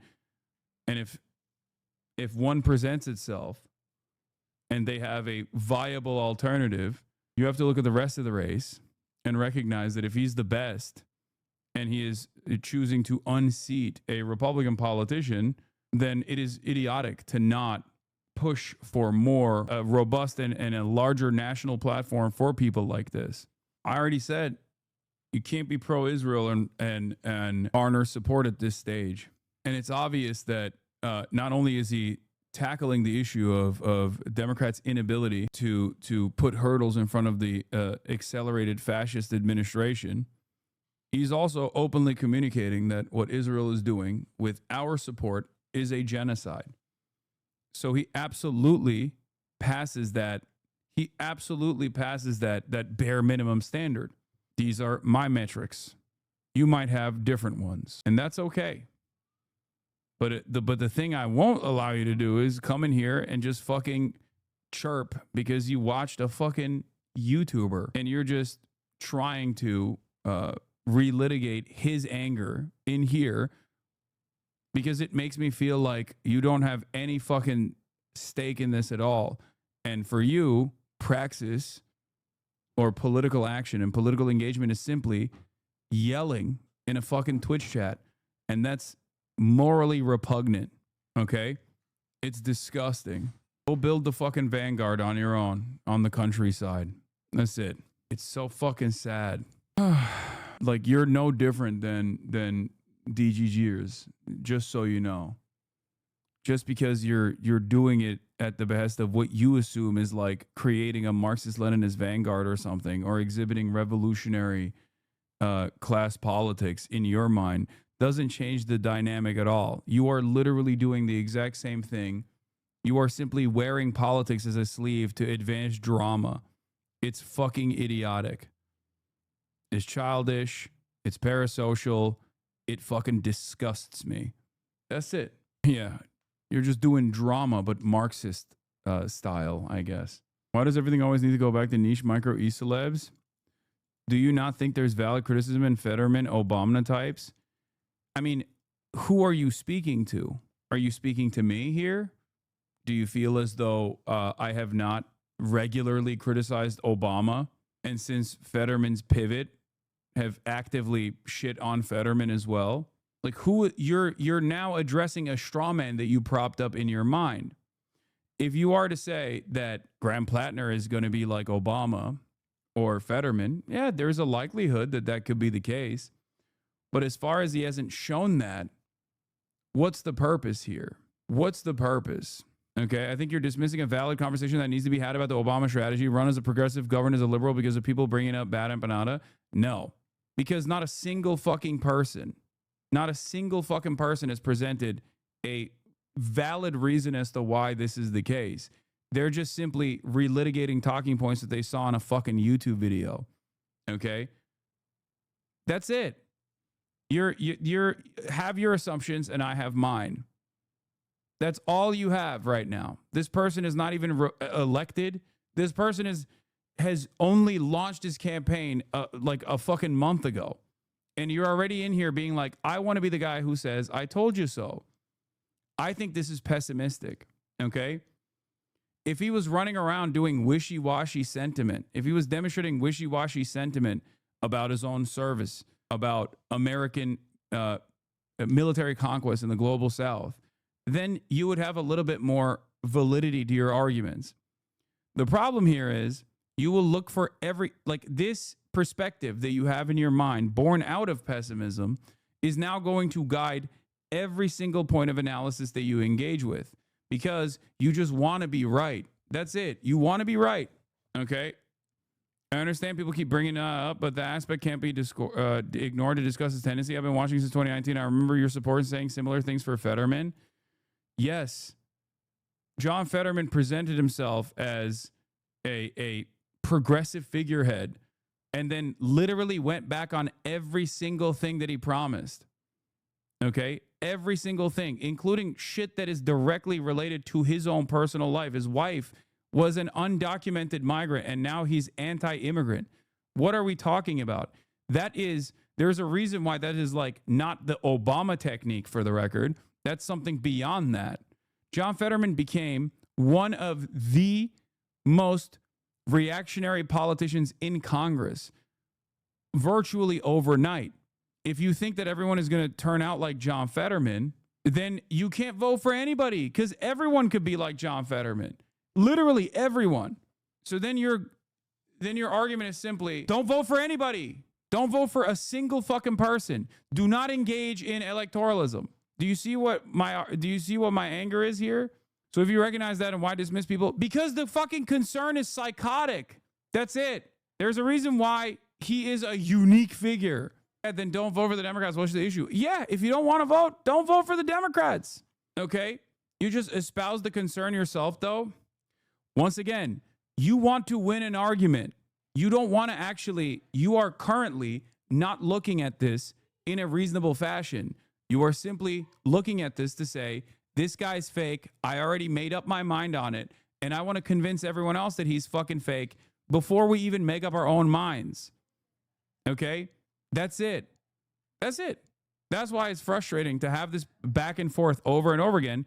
And it's much easier to just fucking, nail a bunch of these chatters and rip them to shreds and have them chirp away in the fucking wind and in splinter communities that they cultivate off of the resentment that they feel that a community that they once thought was warm and welcoming is now hostile to their worldview. And therefore, it must be a reactionary one because they simply do not exhibit the same politics of purity that you have.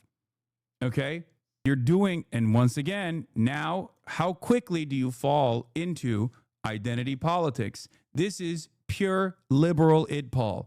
Someone who has this opinion that you hold right now should never go, hold on, as a brown, poor immigrant, I want real change. Why did you choose the need to fill in the blanks for us right now? Because you're a fucking liberal too. Okay? That's it. That's it. Excuse me. As a poor brown immigrant, you're actually currently saying that my criticisms are not warranted. Yes, it's born out of a place of absolute pessimism. It's an understandable pessimism that you have because nothing good has ever happened for you. It's understandable. Nothing good ever comes out of American politics. This is true. But that's why I always say we sit back and we wait. Just give it some time before you make your assessment instead of immediately trying to rush to be first in the market, to be the guy who's right. Okay? If you're not invested in electoralism, then that's fine, but you don't have to fucking criticize it. Okay? From the outside. I have a different method than you do. He has significantly better bona fides than John Fetterman in terms of his investment. Even being a part of the DSA alone is like automatically putting him above John Fetterman anyway. As a rich white guy, isn't it easy to wait for you? How quickly do fucking libtards showcase their libtard ass behavior in here as a rich white guy. Yes, dude, I'm a rich white guy. I should just vote for the Republicans then, don't you think? Why do I do this kind of advocacy? None of it actually harms me, right? Isn't that right? So why am I? I'm not trans. Why am I advocating for trans rights? I can pay for my health care. Why do I want everyone to be able to pay? Why do I want everyone to have free health care? I already paid off my student loan debts. I paid off my family's student loan debts. Why do I want all student loan debt to be eradicated and for college to be free? Why? I'm a white guy. Why do I talk about black liberation? Why do I talk about discriminatory practices in American policing? The racist outcomes of the criminal justice system. It doesn't impact me at the end of the day. Also, why are you here? Why aren't you watching someone who is from a marginalized background and instead are here? There you go. What do you do for black people? I'm not even going to entertain this. I'm not dignifying whatever fucking dumbass position that you hold here. It's the classic, you haven't had enough black guests on the show. And then you just, arrive at a position where you got a white guy spelling out exactly what he's done for black people. Like I'm the fucking champion of black people. Shut the fuck up. If you can't figure it out, then that's on you. At this point, are people deliberately derailing? I think so. This is such a dumb way to deal with this, man. It's not it, Paul, to say someone has an interest in certain outcomes. Hey, tell me how, again, AOC voted for the bill to ban funding for the Iron Dome law. This is such a dumb way to deal with this, man. It's not it, Paul, to say someone has an interest in certain outcomes. You have an interest in improving both your material conditions and everyone else's, okay? Your background, the reason why you're bringing up your background is because you want to add some semblance of like weight to your words, okay? I believe that you actually have an investment in improving the material conditions of all working class individuals around the world. You've been in here for 48 months. I suspect that if you didn't have this kind of opinion, you wouldn't be a 48-month subscriber. The only reason why you add that to the conversation is because now you want to be like, see, you don't understand. My concerns are more valid. Correct, I agree. That's why when I see another possible figure that can go down the route of Fetterman and Obama or AOC in some cases, I'm rightfully cautious. Correct, I agree with you on most of these. You just want to be right, man. That's it. You want to be right. That's it. And right now, you and I are both, I haven't even made an assessment for the record. Like, I have my own skepticism, especially when someone has that kind of background. But I'm not going to let that get in the way of doing proper analysis off of what he is communicating right now. Okay? That's it. That's it. You, on the other hand, want to be like, no, you have to have the same doom and gloom analysis that I do. This is not about being right, okay? In many ways, there is no difference between what you're saying and what you're demanding from me right now in my commentary and what that other chatter said. Don't you feel mad that like all these people that previously yelled at you because of your correct position on Gaza are now cheering on when someone also says it's a genocide? No, of course I'm not mad. I'm actually very excited. I'm happy, at least as happy as one can be in spite of the present circumstances, because I don't give a shit about being right. Who gives a fuck that I'm right and now people are seeing that I'm right? That doesn't mean anything. I want things to change. I want people to recognize the truth. I want people to take action. I don't give a fuck about like appearing as though I was right all along. Being right alone doesn't actually move the needle. It doesn't mean anything. Okay? Anyway, the easiest solution to this kind of attitude, by the way, is just simply go outside. Go outside. Talk to some random people, okay? See where they're at. See what their position is. See how they feel, okay? That's it. That's literally it. You do that, and you will no longer behave like this in the way that you present yourself online. That's it. The people who claim to be completely checked out of electoral politics, they sure do love focusing all their energy and effort on talking about senators being potentially shitty. I hate AOC. I don't like her, and I think she's cynical operative, but I don't care about talking about her 24/7. I hope this guy is good. Chatters think they're above it all, but by engaging in this, they're showing that they love the liberal electoral slop more than anyone. Yes. And for them, it's just another reflection of team sports, but this time you're on a totally separate team. It's not that, you know how like liberals only care about like Democrats winning? not because of like the policy positions of the Democrats and what they actually might do for the working class, but instead because they just like want their team to win and they want their enemies to feel humiliated. And for some people, I think, they're also looking at this and interpreting it from the perspective of team sports. That's it. But this time they're not on team D or team R. They just want to be right. And that's all it is. They want to be here 3-4 months down the line, or a year from now, 2 years from now, to say, I told you so ahead of time. Why didn't you see it? The warning signs were all there. I'm not even saying that there aren't warning signs. I'm simply stating that it's too soon to tell. Okay? And many of you that are simply invested in I told you so's don't even understand that you are not presenting an alternative at all. You're not, because you don't care. That's what's so frustrating about this. When it comes down to it, you got to analyze what Graham Plattner's platform is, and you got to compare that platform to the other candidates on the Democratic primary side and who these guys choose to unseat. He stands above everybody else in the Democratic primaries as far as I have seen, and he certainly is above Susan Collins. If you pull yourself out of the equation and say, well, who cares? At the end of the day, he's just going to be a part of this genocidal war machine, then yeah, you're right. But that standard cannot be applied to any sort of electoral analysis, because every single politician ultimately becomes a part of this machine. So even though you are technically right, you're being a fucking asshole. And you're also behaving in an incredibly unproductive, incredibly cynical conversation with no real interest in implementing any change whatsoever. And you're not even presenting an alternative solution at all. You have no solutions. You just want to fucking yell at the wind. That's it. Chatter's finding out that Hassan isn't actually an American bad third world is tanky like his haters claim is so funny. No, it's like I recognize the evils of American empire. I speak to them all the time. But I also recognize the limitations that Americans, regular ass Americans have. I recognize the social conditioning that they go under as well.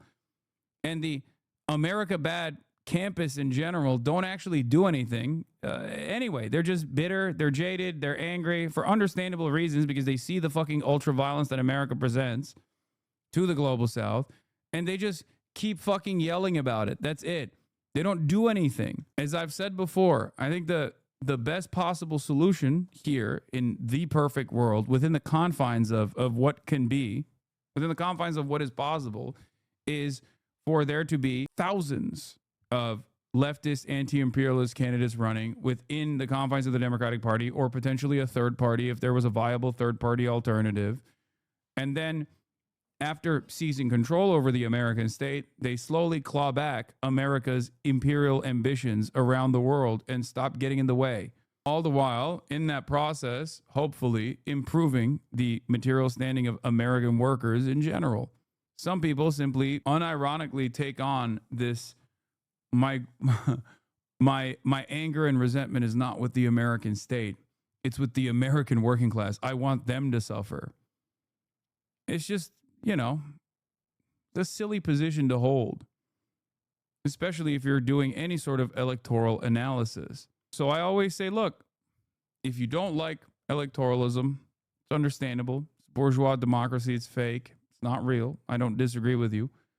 But if you actually don't appreciate it and don't think it's productive at all, you can see yourself out of this conversation. You don't have to also just sit there and fling shit. You know, that's it. It's just not for you. It's not for you. Why? Why do you find yourself so invested in this? It's something that I do not understand. You click away when I play video games, click away when I talk about elections. You know what I mean? It's that simple. This explosion in technology, all of this creation of new wealth, what the hell happened? Well, I will tell you what happened. It was a study done by the Rand Corporation, not exactly a socialist organization. And what they found is that during that period, there was a $75 trillion transfer of wealth from the bottom 90% to the top 1%. They got all this technology, all this increase in worker productivity, and the end result is the people on top today have never, ever had it so good. Now, that's one reality. Rich getting richer, never had it so good. It's not just income and wealth inequality. It's not even just concentration of ownership in sector after sector in our economy, whether it's agriculture, transportation, financial services. You got a small number of huge corporations. Thank you, Open President, for the 25. Get the subs. Those sectors determining what price you pay for products and how workers are treated. But it's not even just that. These guys not only own the economy, they now own our corrupt political system. So as a result of this disastrous Citizens United Supreme Court decision, they said, hey, to own the American political system, and the billionaires responded accordingly. They create these super PACs where they can spend as much money as they want. Democracy is not about Elon Another Musk 25. Thank you, Open spending President. $270 million to elect Donald Trump president. Ward was to become the most powerful person in government for 3 or 4 months until he and Trump had a lover's quarrel. But it is not just Republicans. It is also the fact that billionaires play a much too significant role in the Democratic Party as well. Let me tell you what a corrupt political system looks like. And it's not just billionaires buying elections. That's bad. It gets even worse than that. When Trump brought forth his big, beautiful bill, which is, in my view, by the way, you're all familiar with that bill. That is the most dangerous, disgusting piece of legislation ever passed in the modern history of this country. As you all know, this is a bill that gave, I mean, just think about it. At a time when the rich have never had it so good, gave $1 trillion in tax breaks to the top 1%. At a time when large corporations are enjoying record-breaking profits, they got a $900 billion tax break. But it's even more disgusting than that, because these huge tax breaks for the rich, you know what they were paid for? They were paid for by a $1 trillion cut in Medicaid and a large cut in the Affordable Care Act. They were paid for by a massive cut in nutrition programs for hungry kids. How disgusting is it to give a tax break to a billionaire and take food out of the mouth of kids who are hungry in this country? It was paid for by massive cuts to education, which will make it harder for working class kids to get the higher education that they need. But it goes even beyond that, because what happened is the word gets out to Republicans that if you end up and be clear that you're going to oppose the bill, you're going to destroy you politically. There's a guy named Tom Tillis, senator from North Carolina. Tillis made a mistake. He actually wrote legislation.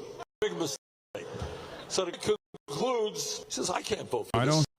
I don't see any stutters on my end. I don't know. It might be a Twitch server side problem. Within hours, Trump was on social media ripping this guy apart. Billionaires were saying, we are going to primary you. Is there actually a stutter? Later, guy says, I don't see it. Forget it. I'm not going to run. I can't win. Billionaires are against me. It's all over. Earlier, a few months before that, we had a major budget bill, which was not great, but would have been helpful to working class people.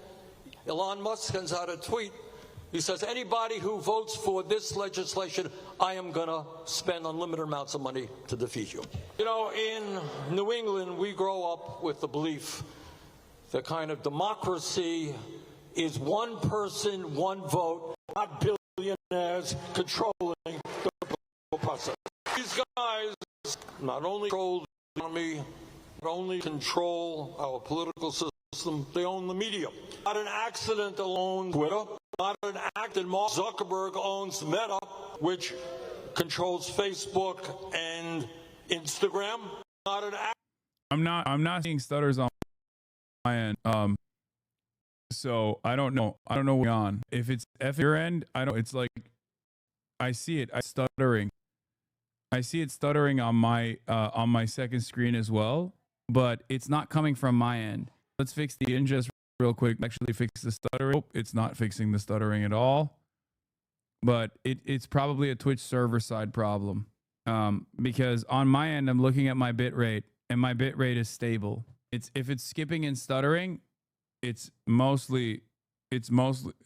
got to be Twitch server side, or maybe through the you got ops running these Twitch servers. I don't know, but I don't have an issue on my end. Like there's no noticeable drop in bit rate or anything like that. It's just fucking up. And let me tell you something, tell you a story, if I might, which I think epitomizes kind of where we are.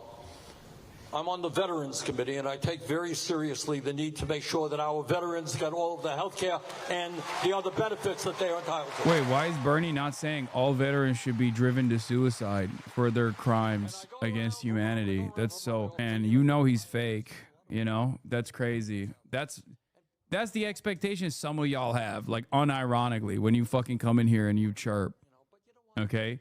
Why would a major American political figure not immediately fucking say that they should haunt the dreams of veterans and drive them to fucking suicide? The last 15 minutes of chat has basically been high anxiety chatters, venting about trust issues, talking about how electing leftists is the harshness of dating. We thought they were into us, and they weren't. We hate dating. Fuck anyone who suggests dating, and fuck all potential dates that don't immediately want a long-term relationship.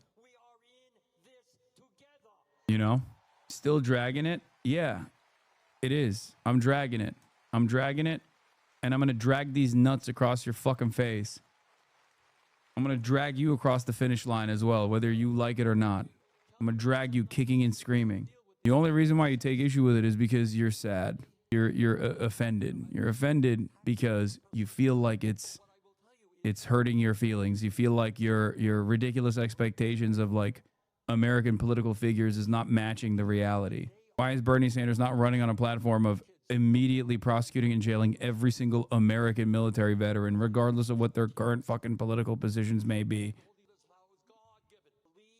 You have to work within the confines of what's acceptable and what's permissible and what's reasonable. An impediment to their success. They want it all. They want it all, and they don't care who they step on in order to get even more and more. You would think, look, everybody in this room, this arena, wants a good life. We all want money. We all want to live comfortably. That's kind of natural. But if you had $5 billion, you might think, hey, I did it. I got everything I'm ever going to need in my life. How many homes? You know, Zuckerberg, I think, has 11 homes in Palo Alto, California. Bezos has 14 homes. They got jet planes. They go up to outer space on there where they get bored, you know, and have a good day. When is enough enough? They are prepared to destroy Social Security, Medicare, Medicaid, the VA, in order to get more for themselves.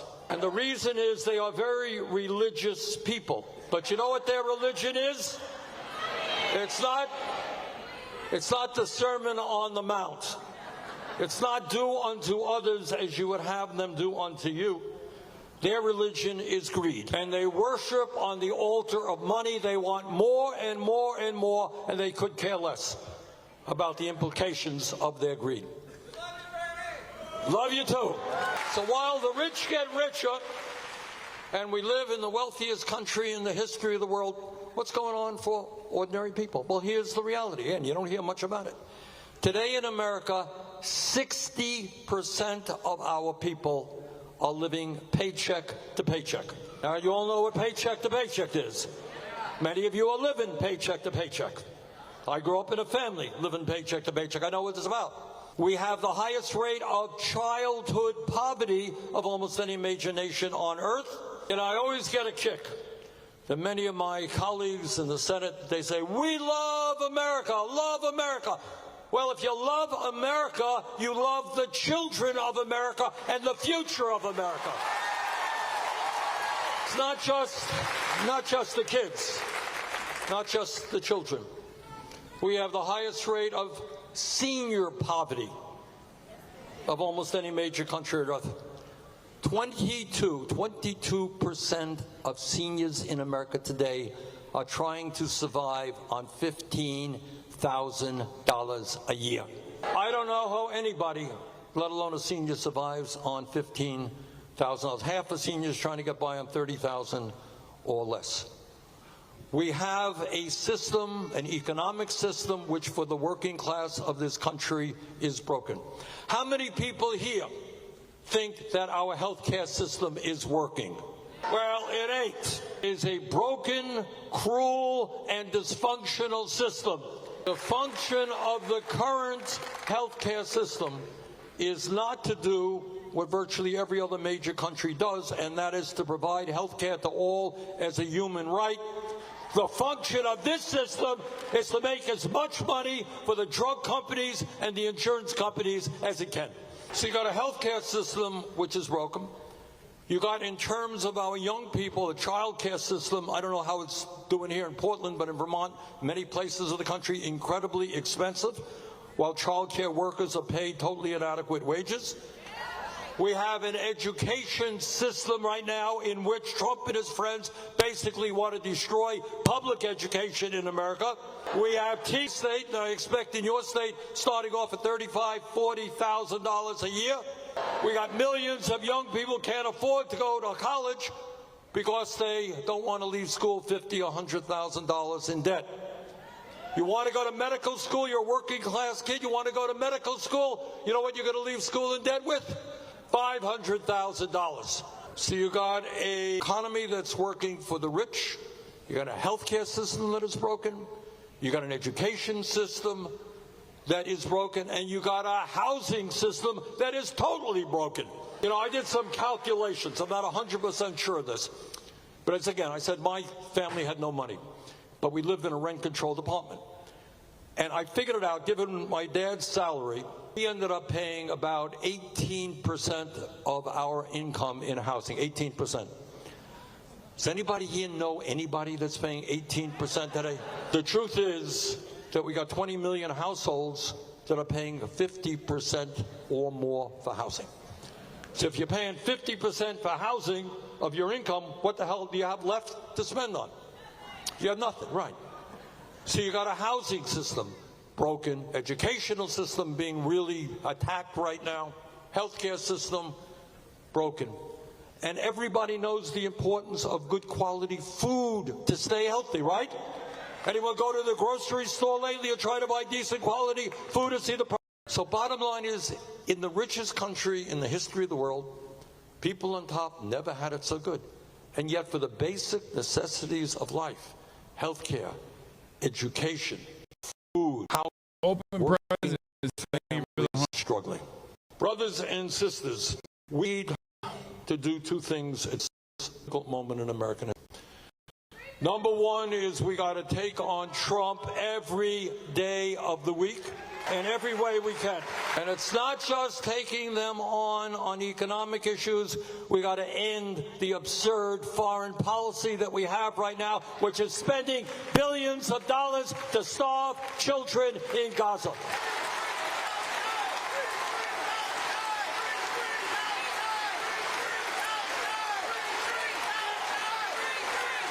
And one of the reasons that I want Graham Plattner in the Senate with me is he will stand with me. No more money for the Israeli war machine that is destroying the people of Palestine. And in order to be successful politically, it's not good enough to simply take on the oligarchs every day. What we need to do, which the Democratic Party leadership doesn't do, is a vision where we want this country to be. And let me it's just so funny. remind Chatter's like listening to Bernie Sanders for the first time, not from like the perspective of a fucking 15-second clip. Shocked that he's saying this. He hasn't stopped saying this since 2016, okay? But we have the potential to become even richer. And from a world historical point of view, throughout the history of the world, and today, it's not a change in discourse struggling. from Bernie. You guys are wrong. Trying to survive on $1 a day. He just doesn't Kids call it a are dying genocide, from which is easily still a preventable failure in diseases my throughout history. opinion. Human beings have struggled just to stay alive. For the first time in world history, human history, we now have the opportunity with sane democratic policies to create a decent life for every man, woman, and child in this country. That is not a radical idea. So what I am begging of you, is don't think small, think big.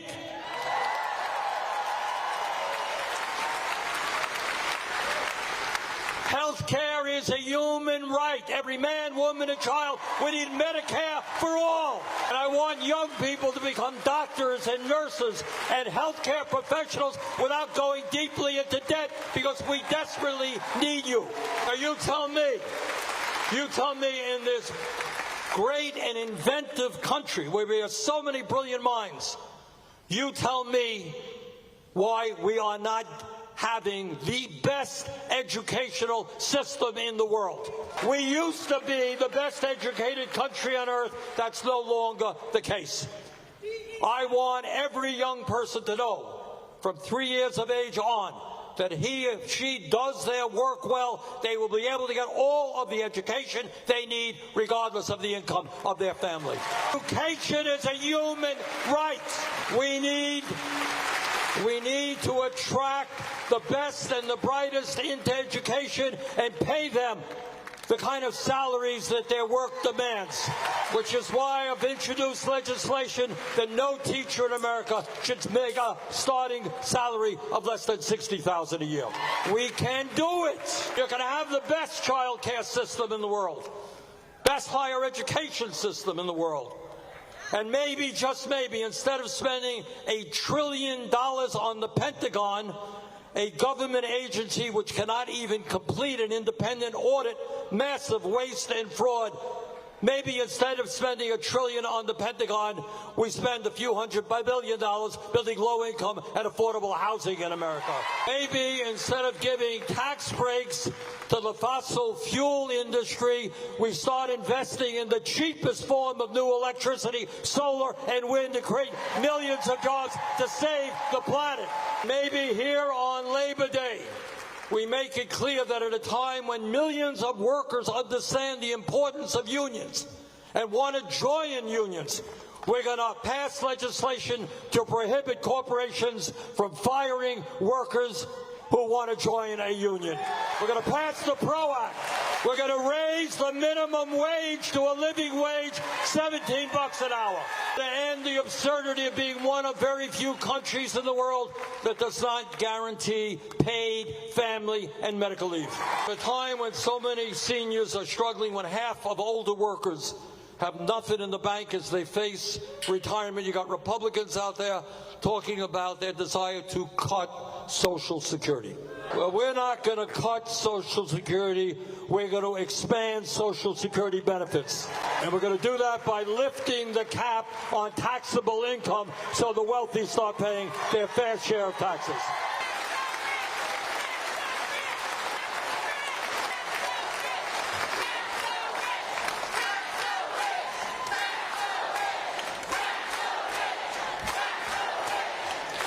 Absolutely.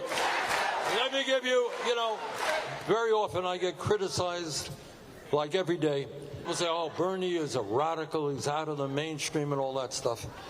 I want you to understand, please understand that everything we are talking about are supported by a majority of the American people. These are not radical ideas. Bernie bros live in the past, old messaging and warns reach a new audience. I think you're wrong about that. And the only reason why I say that is because, like, his fucking platform has grown tremendously, especially when he's basically seen as like a figurehead for a new way that the Democrats could actually fight back. It's evidenced by the crowd sizes that you can point to, even in this fighting the oligarchy tour thing that he's been doing. His crowds have grown larger and larger, and there are many people around him. There are many people in this crowd that are far more radical in a lot of positions than Bernie Sanders himself.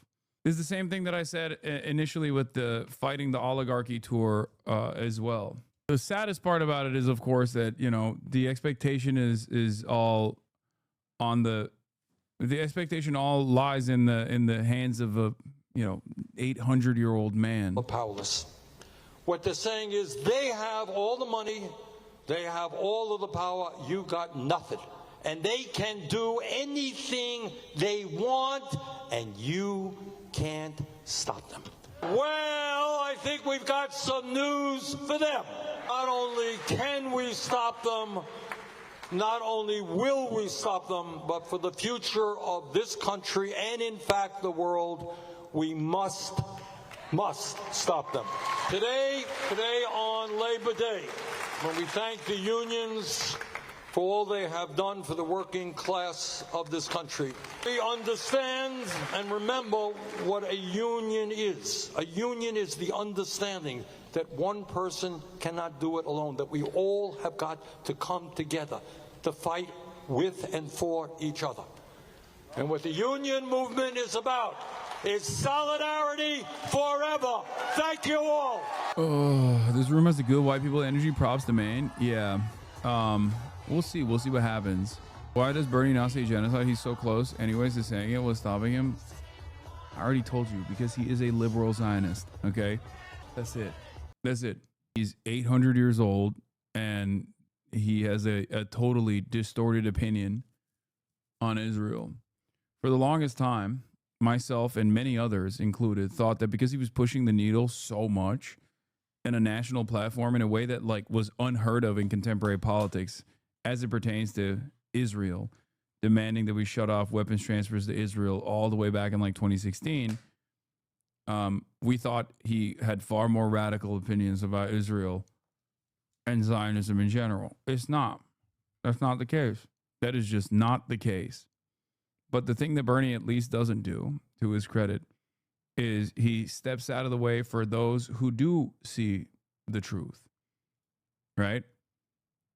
He doesn't sit in opposition, and I'll take it. Unemployed Twitter is on. Haters are in shambles right now because you're actually criticizing Bernie when they say you never do. No, I always criticize Bernie on this issue. It doesn't matter. Those people don't see it. Or even if they do see it, they're not invested in like making a fair assessment over my worldview or my analysis. They don't. That's not the first time I've said this. I've said this a million times. Same people like with AOC as well. They think you're a liberal. Conservatives think you're a communist. Yeah. Brad Lander is a great example of this as well.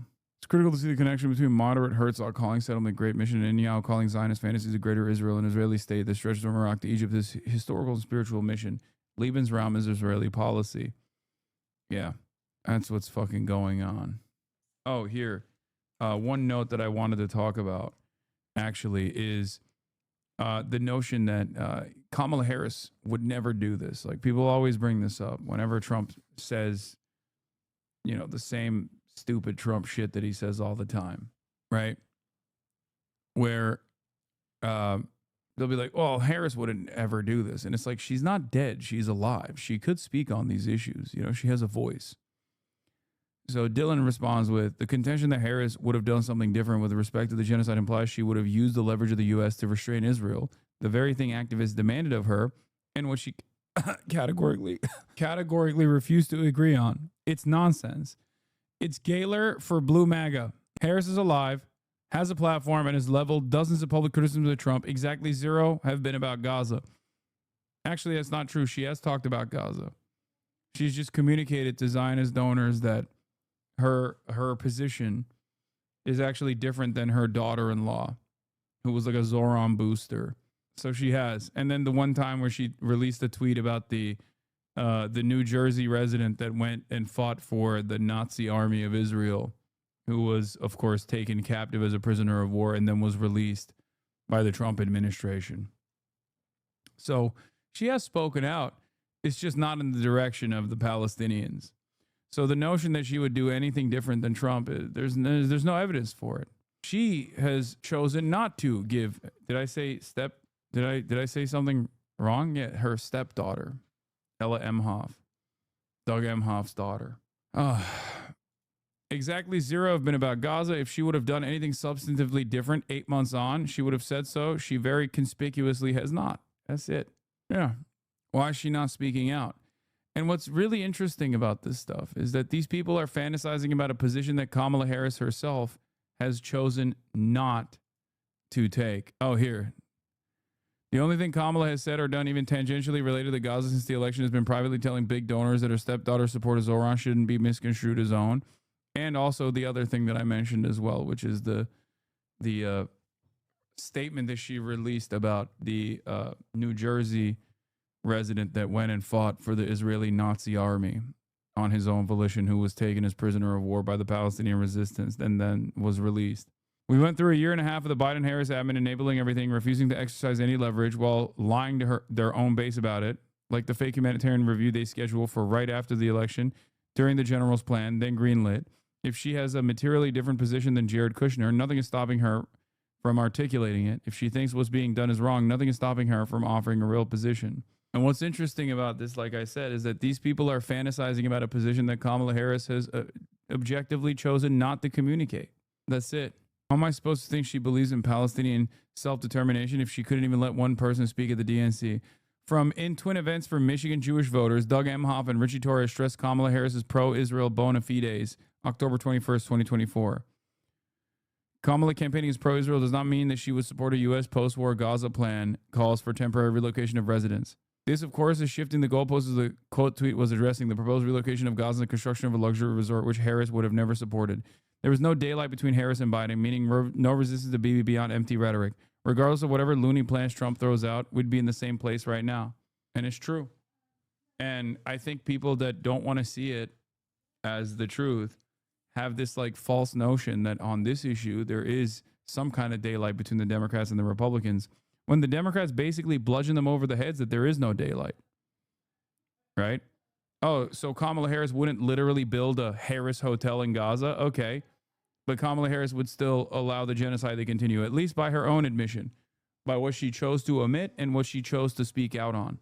What difference does it make if there is a Harris hotel in the aftermath once all of the Palestinians have been forcibly removed from their ancestral lands?